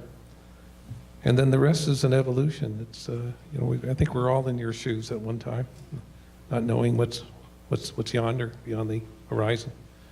But you know, you learn, and then you make connections. And actually, publications is the way to make connections too, because you can stand at a poster and you can talk to people. So it's a process, but there's a light at the end of the tunnel. Perfect. Thank you. Thank you. This was a great comment, and actually on the same line, I want the university to be slightly more proactive. So I work at the Diabetes Research Institute. I am a scientist. I deal with stem cells. And a few years back, actually a few months back, I had the luck to have a bioengineer in my lab who had a slightly different way of thinking and see things. He was very young. He's actually sitting right here, Harold. So one day, after discussion, he came up with an idea. He developed a very serious ideas that could be applied. He developed an instrument that could measure certain fluorescent proteins in just a couple of days. He came to the lab, and he started testing it with me and people around me, and I was blown away. So I said, this is amazing. How can we implement this? So I started searching on the university website for funding for young investigators, like undergrads, and that could, help in developing these ideas slightly further, just to see if it has potential, because it seemed to me. And there was no such thing, at least if it was there, I couldn't find it. So in other universities, University of North Carolina, Chapel Hill, in the region of the Research Triangle, I've heard of these competitions for innovations where young students are actually very excited to go and participate with their ideas and build something new. And and they're somehow peer reviewed, and they make like very serious science, and they develop things. They make something really innovative, partnership of engineering and medicine. I think something like this should be started here. Let me know. Yes. Sì. This is Silvia Barber, Chair of Biochemistry and Molecular Biology, as well as Associate Director of the Biomedical Nanotechnology Institute. And I've been sitting here and hearing, and I didn't want to cut in, but we do a lot of things that are very interdisciplinary for our undergraduate students, for our graduate students, and we promote a lot of innovation and entrepreneurship at the educational level and at the research level. We do have an NSF-funded program, interdisciplinary, between the College of Arts and Sciences and the College of Medicine. I'm the co-director of that program, PI, as well. And we foster exactly what you were talking about, like how do we come together, engineers and scientists and medical researchers. So it's exactly that, because in our program, although engineering is not part of it, we also allow faculty from biomedical engineering to have students in the program. Actually, you had a student last year. So this is one of the things we do. We also have created a path for students that graduate with a PhD to give them the possibility that to get an MBA in only 1 year after they graduate. Okay? So we have that component as well. We also have another program where we have scientists in industry working with scientists here at the university and mentors to get a PhD in biochemistry and molecular biology, having joint advisors in the company and in our department. Networking between our students and the students in the companies happens all the time. So we have a lot of programs where we're promoting that. We have workshops for our graduate students in conjunction with the Office of Innovation, and Dr. Norma Kenyon is a champion of that. She's a wonderful director of innovation, and she's done a tremendous job here. And I have a slightly different experience than what Dr. Fornoni talked about. And I think that, we just need to perhaps publicize it a little bit more. Maybe that is the problem, but we have a lot of programs at all levels to foster innovation. And, our students go to competitions in innovation. One of my students just got an award for a young innovator at the TRICOM conference in molecular diagnostics in San Francisco, which is the largest one. So we do promote. It's just that I think that people need to perhaps be a little bit more aware. But I think that UM is doing a fantastic job. I came here 8 years ago, and from 8 years ago to now, it's totally night and day. We have a huge number of startups now. There were almost none at the time when I came, and there are a lot of licensing. And I wish that Dr. Kenyon would be here now to actually give you the numbers. But there are things to be said for how we are moving forward, and we have a new provost that is very much into that board as well. So And thank you for your comments. And thank you to the panel for a provocative, intriguing panel. I'd now like to ask for a rising vote, cane vote of thanks to our presenters and President Frank. Thank you. We'd also like to thank NAE President Moat and NAE Home Secretary Jane Henney for sponsoring this joint symposium. Given the interest, we'd like to suggest that the two academies redo this, but not too quickly here. With that, we can adjourn. We have a reception that has been set up at the Finker-Frankel Family Promenade. You can reach that outside the building to the right. There'll be UM staff help us in directing. So you leave at the rear and it goes to the right. Follow the assistants who will be directing you. Again, thank everybody for your attendance.